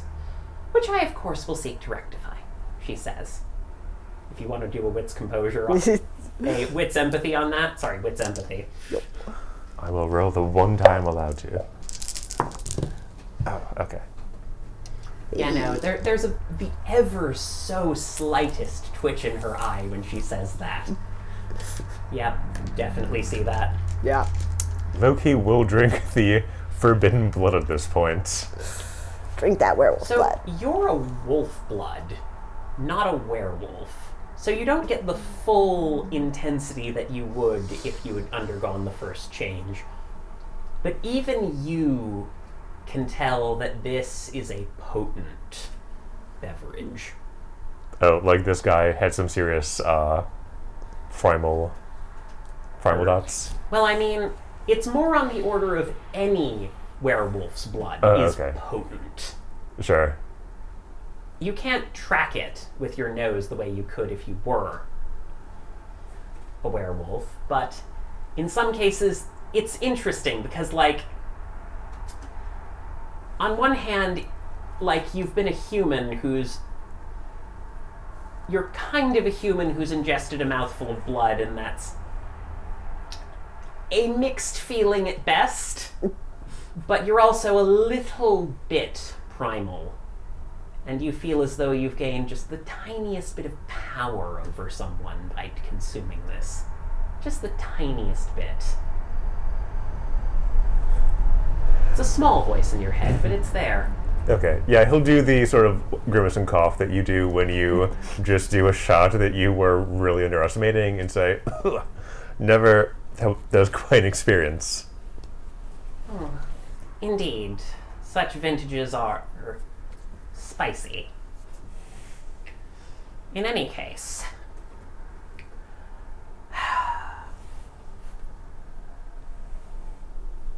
you will be happy to know that there are no kindred in Good Spring outside of the mansion. no one goes there. No one who wants to come back. We know that kindred go into that mansion, and we know that they do not die. What draws them there? We are uncertain. There is a very old friend of mine who is currently in residence there, and I can assure you it was not by his choice. I would like to get him and any other kindred who are still alive inside. Out of there, out of your territory and your hair. I believe that we would both benefit from such an arrangement. We do have an interest, Claire assumes, in keeping our territories separate. Our investigations... There are some times when we can allow a little bit of overlap when we've formed such important and effective relationships as we have with the Cloves Whisper Pack, but I completely respect your sovereignty in Good Springs. Seeing as we don't currently have that kind of relationship ourselves. Of course. Such things take time.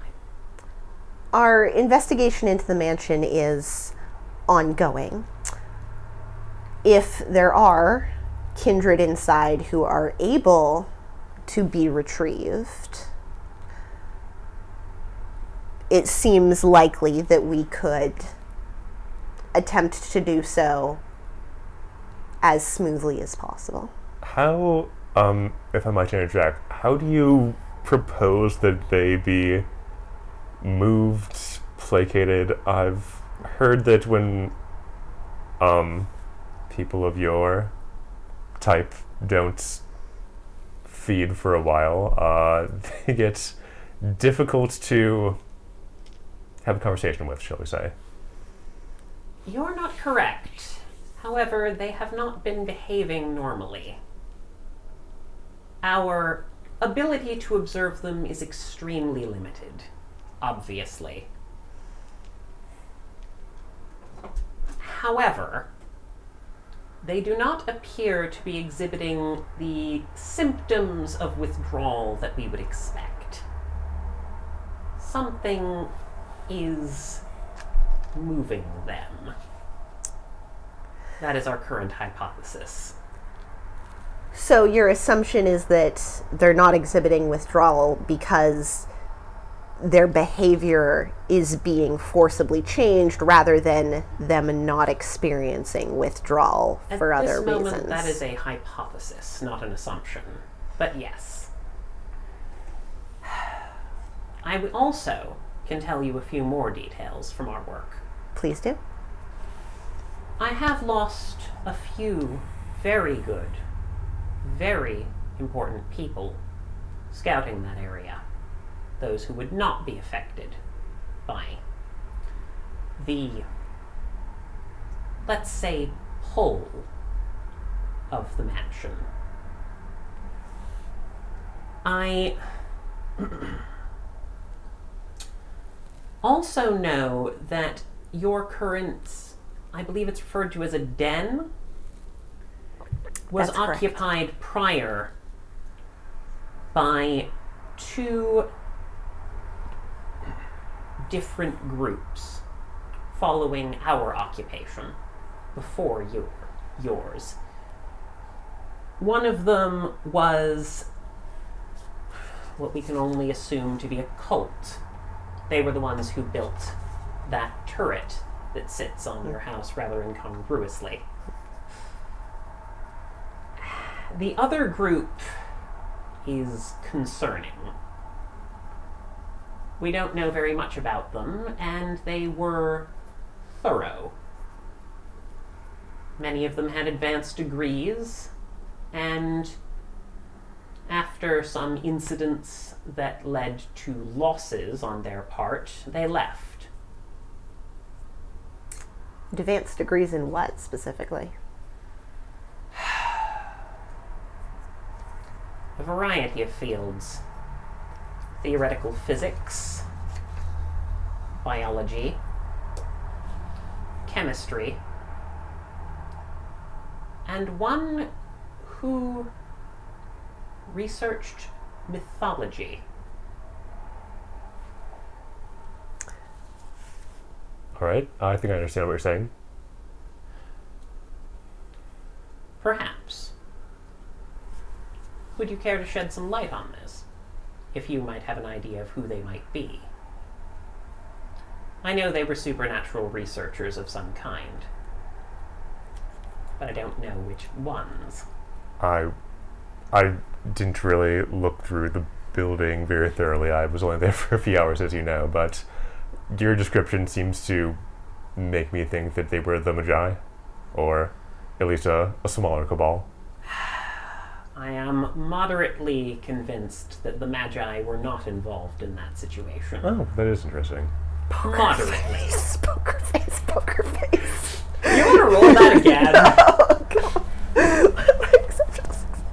Yeah, that's fair. Another wits composure. Yes, you're learning a lot today. I am learning a lot today. You came to a big city. There are lots of people in the big city. Yeah, it's fine. I did not succeed. She does not openly react to your eyes going wide.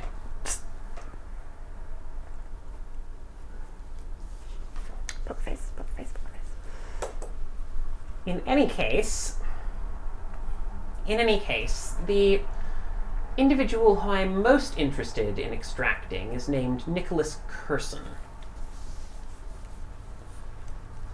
He was a businessman of some repute in the area, although his nickname was not particularly appreciated. I don't know that I'm familiar with his nickname.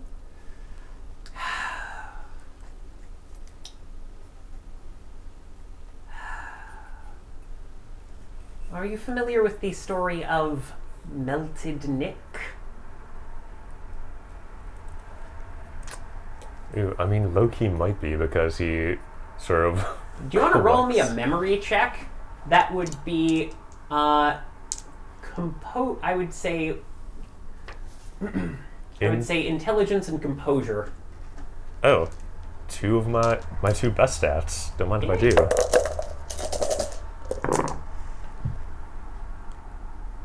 One, two, three. Just three. All right. You remember this because you heard about him just earlier today. In the History Museum, there was a discussion of the deformed bootlegger, Melted Nick, who mysteriously showed up and started smuggling moonshine through Good Springs. Yeah, I said he was like a Dick Tracy villain. Yes, he was mysteriously deformed. Okay. In a mysterious way that made him look almost not at all human. Okay. Yeah, there's that sort of look of like, huh, I actually do know that guy. All right. Well. Yeah, you weren't at this exhibit, so you might not remember. Nothing. In any case, he is currently present and moving inside of that mansion. And we would very much like for him to come back home to his kinfolk. Sure. When you say moving, that sounds to me a little ominous. Is that a sort of just imprecise? He's not moving the way he used to. I don't know if he's a puppet on strings for something terrible inside there, or something else. But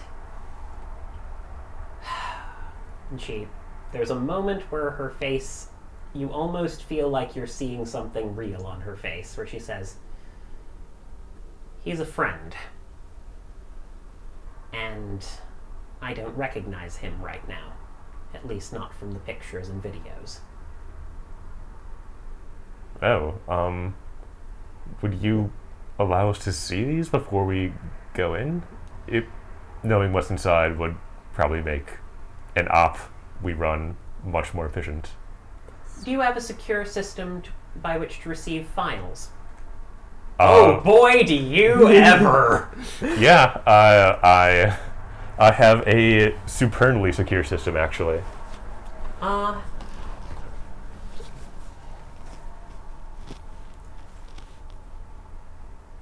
see. Damien. And then, for a moment, there was no one there.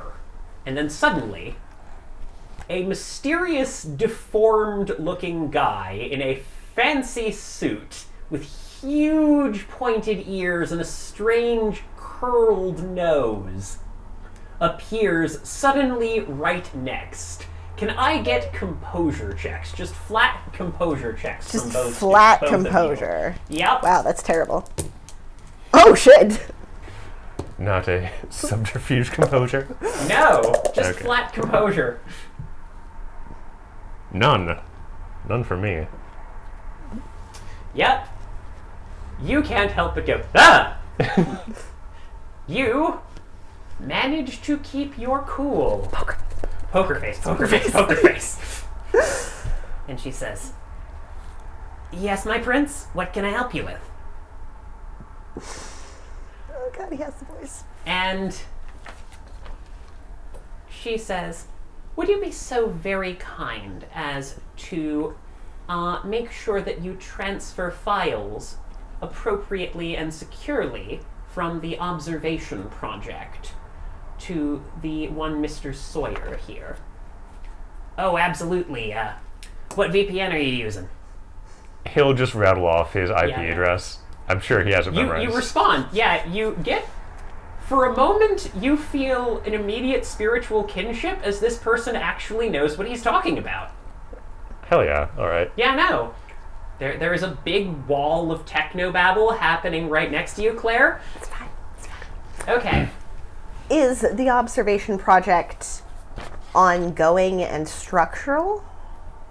It is. And I do have some agents still in your town. If you want, I can put you in contact with them.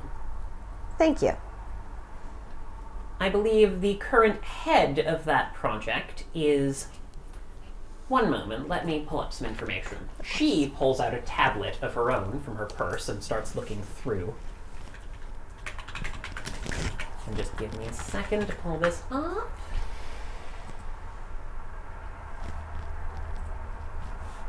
Okay. Pulling this up. Let's see here. That. Okay.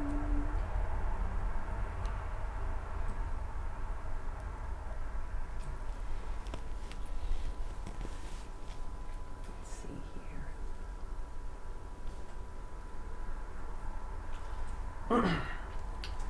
Yes, you'd want to speak to Mr. Blake, who is currently embedded as a bouncer in the nightclub known as the Todd and Vixen.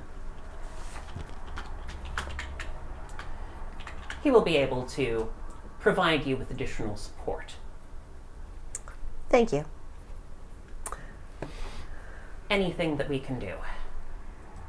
Now, was there anything else you wanted to touch on? Can I assume that Mr. Blake is able to contact you if we wish to open correspondence or have further questions? I will make sure to treat his correspondence with the utmost immediacy.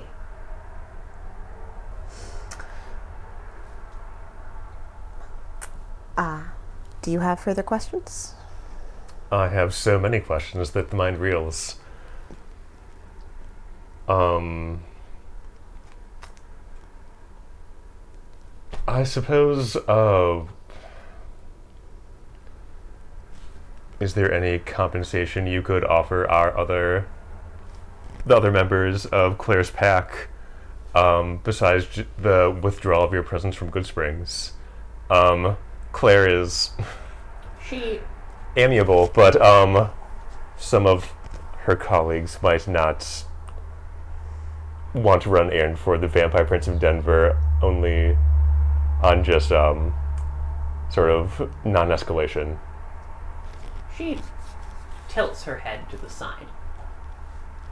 Resources could be provided to assist you in this endeavor. However, do be aware that the more you ask of me, the more I will ask of you in return. I'm not opposed. I think this could be a fruitful and long-lasting relationship. I appreciate your candor. All right. Give us a little bit of time to set up something, and we'll see if we can't provide some extra resources for you. They should be arriving shortly. We'll see what we can provide. Obviously, our ability to provide direct support is limited due to the nature of your territory. Alright, so she won't, like, drop a contract or anything for us, or it's just all sort of in the handshake phase right now? Right now it's in the handshake phase, okay. Because... do you want to roll me in intelligence politics? Heck yeah. Love that.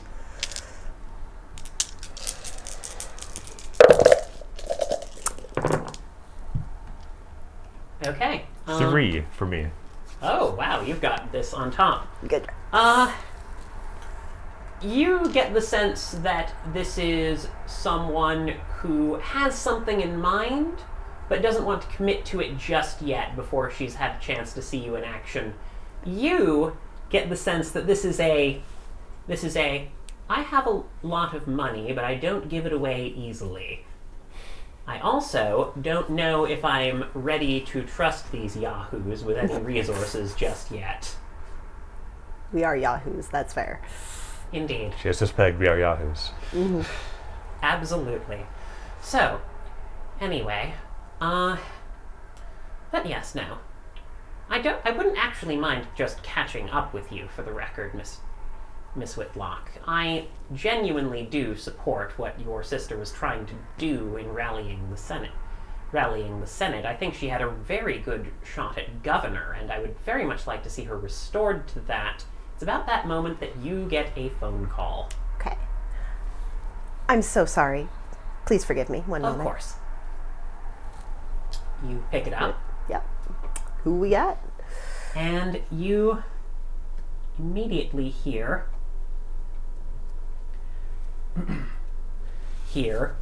of all people, Jeeves through the phone. Oh. Claire, someone's attacking the dead! There! Boop. Your call has been disconnected. Poker face. I'm so sorry for the interruption. It seems that our presence is required back home, but I would love to take you up on a rain check for that catch-up. Understood. Thank you very much. It's very serious. Is there something that I can immediately assist you with? I believe a ride back to the van, but... Yeah, I'll contact Damien if we have any... That can be provided. Needs. Of course. And so, she directs you down to the limo. What are you guys doing? Pulling up those video feeds on my phone that I set up earlier. Yeah, go ahead and roll me in intelligence computers. We're still in the limo. Be cool. Yeah. It's fine. Fine. Claire is looking, I mean, she's texting her sister. She's texting Danny. Do I still get a +3 bonus from having a 3-dot computer fetish? Yep. Hell yeah. She's texting Lauren. She's texting Mr. E to be like, hey, don't know if you got this, bud, but just everyone that she has a number for. 2 successes. Yeah, no, you are getting, you do get the feed. It's grainy and clearly someone is interfering with it in some way, but you get a feed through. There are hooded figures coming from the forest. Lauren is charging out to meet them. You hear the twisting of bones and the cracking of joints as there's something moving inside those hoods. Something that is not human. You see Lauren trying desperately to hold them off. It's a 2-hour drive back to Good Springs. Yeah.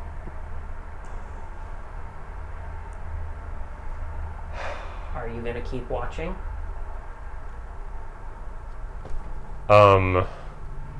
I think Loki is compelled to. You watch as these things beat into her, tear her. Her form shifts again and again, but they just keep coming. Twisting around and cutting in little pieces. She staggers back. You hear a gunshot through the microphone, and you see Danny on the rooftop. They start trying to grab her, but Lauren hauls herself bodily upwards, leaping in her lupine form to the 3rd-story window, tackling Danny back inside before the claws can reach her. You don't see much yet. The house is smashed, shredded, twisted. And then, quietly, the limp body, Justin Hishu, with torn and twisted and broken limbs of Lauren, is slowly dragged out and dragged back behind the little planted tree line into the mansion and into the orchard. And then there's nothing. You're just looking at an empty, broken house. And this finishes before you reach the van. Ew.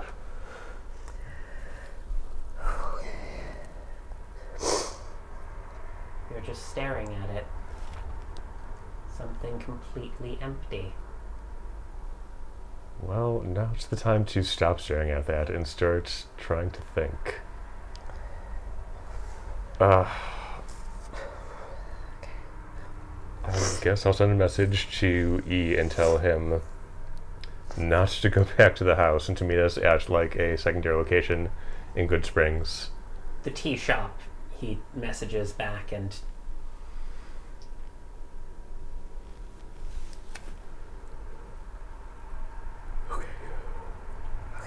yeah.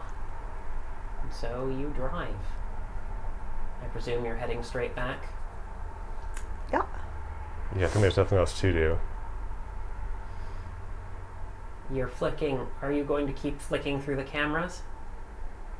No, I'm going to drive, so I can't do that, actually. And, Fair enough. Claire, are you going to flick through the cameras? Is it all locked down, or? He would probably let you use his fetish if you wanted to, but, he would warn you that it is rough, and to only look at it once. You look through, and for the moment, you just see a damaged house. But then you flick back and forward through the various angles on those cameras he installed, and suddenly you see one that looks over from the top of the turret down into the orchard. And there, hanging from a noose, you see Lauren's body, gently swinging.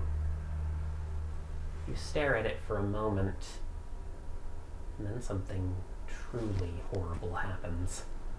Good, we didn't have enough of that already. Its fingers twitch. Oh.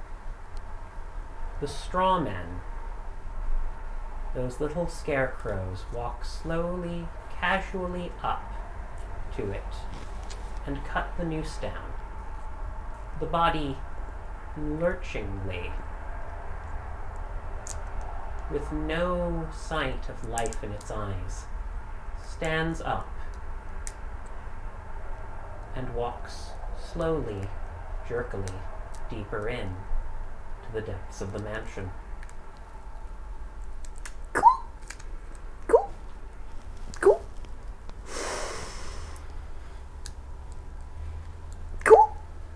And then everything is empty. Nothing more on the feed.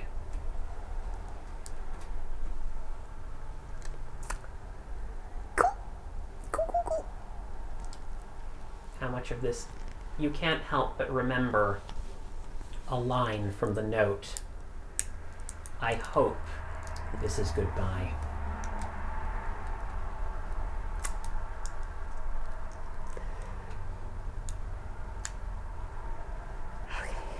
You think I'm dead. I wish it was that simple.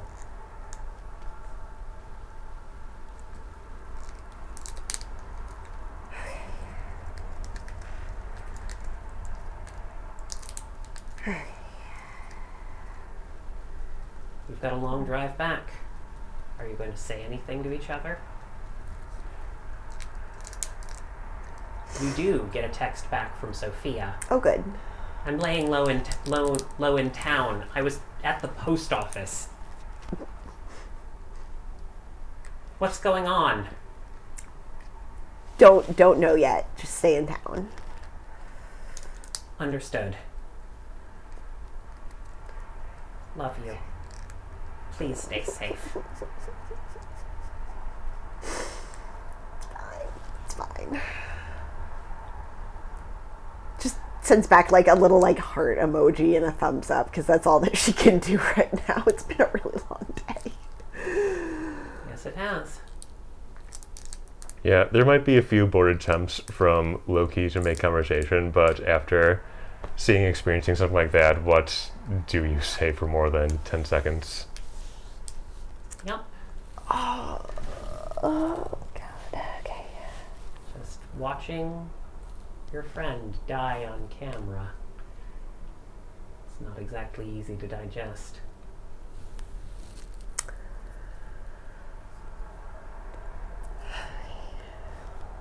No. So you just drive into town? Yeah, I think.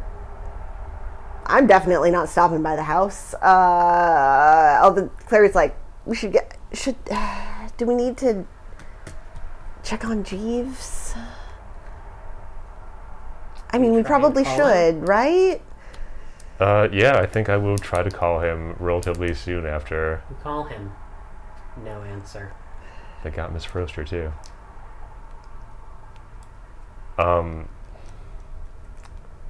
A big old mess. You do get something, actually, if you call the Froster specifically. Sure. Mm-hmm. Those things came. They're wrong. They're wrong. They're wrong. They're wrong. They're wrong. They're wrong. They're wrong. What was that? They hurt him.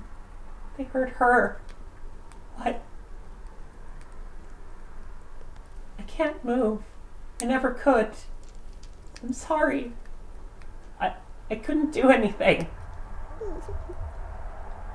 I just fucking bake bread. So sorry. I'm so sorry. Yikes on bikes. You really turned the charming toaster around on me. I'll say, we'll help you as soon as we can. I'm sorry too. Okay. I think they're gone.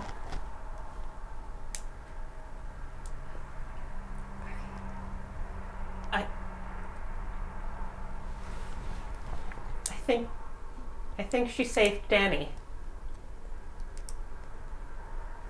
I hope. Shit. Yeah, no, we Okay, yeah, we have to go to the house, because if we go into town, then Sophia's going to want to come with us back to the house, and that is a terrible idea, and we need to check on Danny, and we need to check on the toaster, and...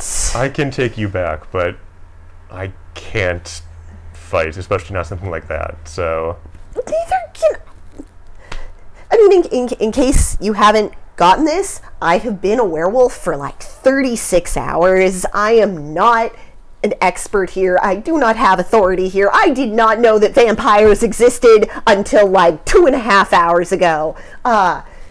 There's a lot of stuff happening, and apparently it is my job to deal with, so if you... What I'm getting at is, you can turn into a wolf and run away at 20 miles per hour. I don't have that option. Yeah, that's probably fair. Okay, fuck. Okay, yeah, I guess this is my job now. It's fine.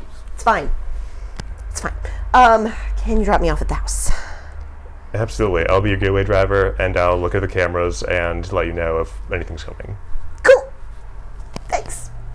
You What could go wrong? And you drive and you drive.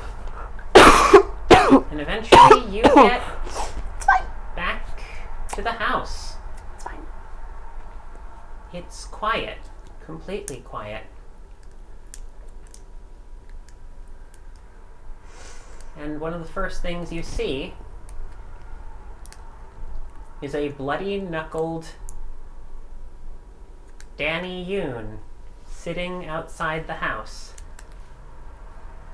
clutching desperately at a bottle of what you think is mouthwash. Oh, honey. Just staring blankly out. Oh, thank God. Okay. Okay, all right. Hey.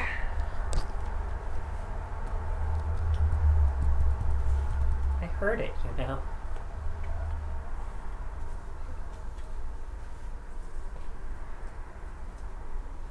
I heard her.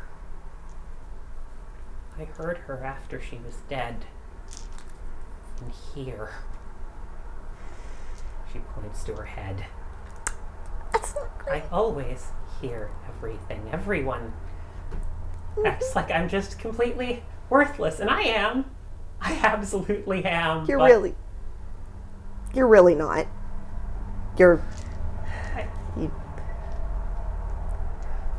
Okay, look. I think I sprained my wrist. That stupid fucking sidearm. Yeah, 44 Magnum. Real strong bullet. Really should have stopped something. And Oh, I would like to roll to be a comforting and reassuring presence. And bring some chill into this situation. Ooh, I will support and burn a point of willpower. yeah, go ahead. Go ahead and roll your... I believe this would be a socialize or persuasion. I can do that. So I'd say manipulation, socialize, or presence, persuasion. Could I argue for expression, or is that pushing I it? think maybe you could do expression here, yeah. Okay. It would have to be something pretty darn beautiful. It would be a higher requirement, as it were. But I got 4 successes, so add those to your roll, I guess. so yeah, add 4 dice to your roll. I will, and I am also burning a willpower. Oh. And I am glad that I burned a willpower because that roll is terrible. Ha ha ha. Road rolls. Ha ha. There we go. Wow, that was still pretty bad. There we go. 4 successes. Could have been better. Yeah. She breathes in deeply. In and out. Yep. She stands up. She holds her gun out in front of her and says, "Okay, we've got to sweep the house." Okay, hey. Thank you. I'm glad you're here with me for this, okay? Yeah. All right. Okay. You've got this. All right. Yeah. Waffle buddies. Yeah. Just really trying to play into the, like, you've got this. You know what you're doing more than I know what I'm doing. Like, yeah, I know. You're good. You go into Solid. the house. Yeah. And your telepathic detective carefully checks the corners. And I've got my ghost sight and everything looking around. It's empty. You quickly, with your spirit sight, do notice a jar. A mason jar. Sitting on, and there is blood caked in this place. It is everywhere. It smells like Lauren. Oh, so much blood today. The most sickening part is how delicious it smells. Oh. But there's also another undercurrent. Just a deep, deep sense. Someone hurt your pack. Can I ask you to roll me Resolve Composure? For sure you can. Ooh. Yeah, don't do Death Rage right now, hopefully. I don't have a lot of dice for this. It's Okay. fine. It's fine. I botched. Wait, what? You can't botch unless it's a... Okay, Yes, I got no yeah. successes and 2 of them were 1s, so Okay. I did not botch. But I also did not succeed. What is your Caruth trigger? That's a good question that I don't know that I have an immediate answer to because it is not written down on my sheet. Oh, hang on, it should be. It probably should be, and I just didn't do it. Here we go. Cruth, C, Death Rage. Because, yeah, no, there's a specific trigger for that. 102, 104. And you would have selected a type of trigger. Here we go.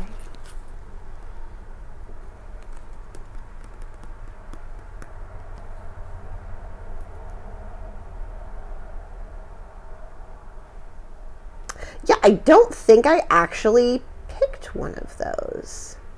Okay. And I Which should've. one do you think fits your character the most, just for right now?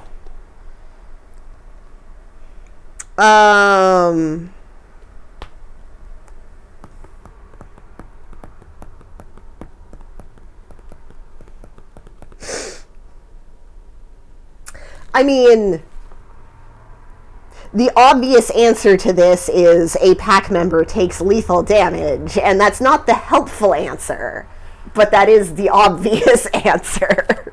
All right. Because she has been a werewolf for like 36 hours, and she has interacted in that time with like 2 other werewolves, Yeah. both of whom she really You- liked, and that's the only werewolves that you she's ever find been a werewolf yourself- with. You remember that fire from before. And it starts Was pouring out of you. Immediately, Loki, you watch as... Loki stayed in the fan, like he said before. But you do have the cameras, right? I do have the cameras. Yeah, no. As you stare and you see Claire shift into a massive, hulking, ancient form made of muscle and claw and tooth and rage. And you feel like you should be scared right now. You should be. Absolutely. But there's something in you, in this moment, that just can't handle it. The werewolf. And yes, she's new, but she is still the werewolf of the closest thing you've ever had to a pack. And she just incompetently failed to keep her cool together for long enough for you to function in any basic way. This was supposed to be home! You stare up at the full moon in the sky and the rippling rage Amazing. pouring through you. It's strange. It feels like the moon shouldn't even be full right now. But this is a strange place with strange rules. And right now, the only thing that makes sense is for you to be consumed by everything. And so, we end tonight's session with two beasts consumed in grief and anger, sitting in their ruined home,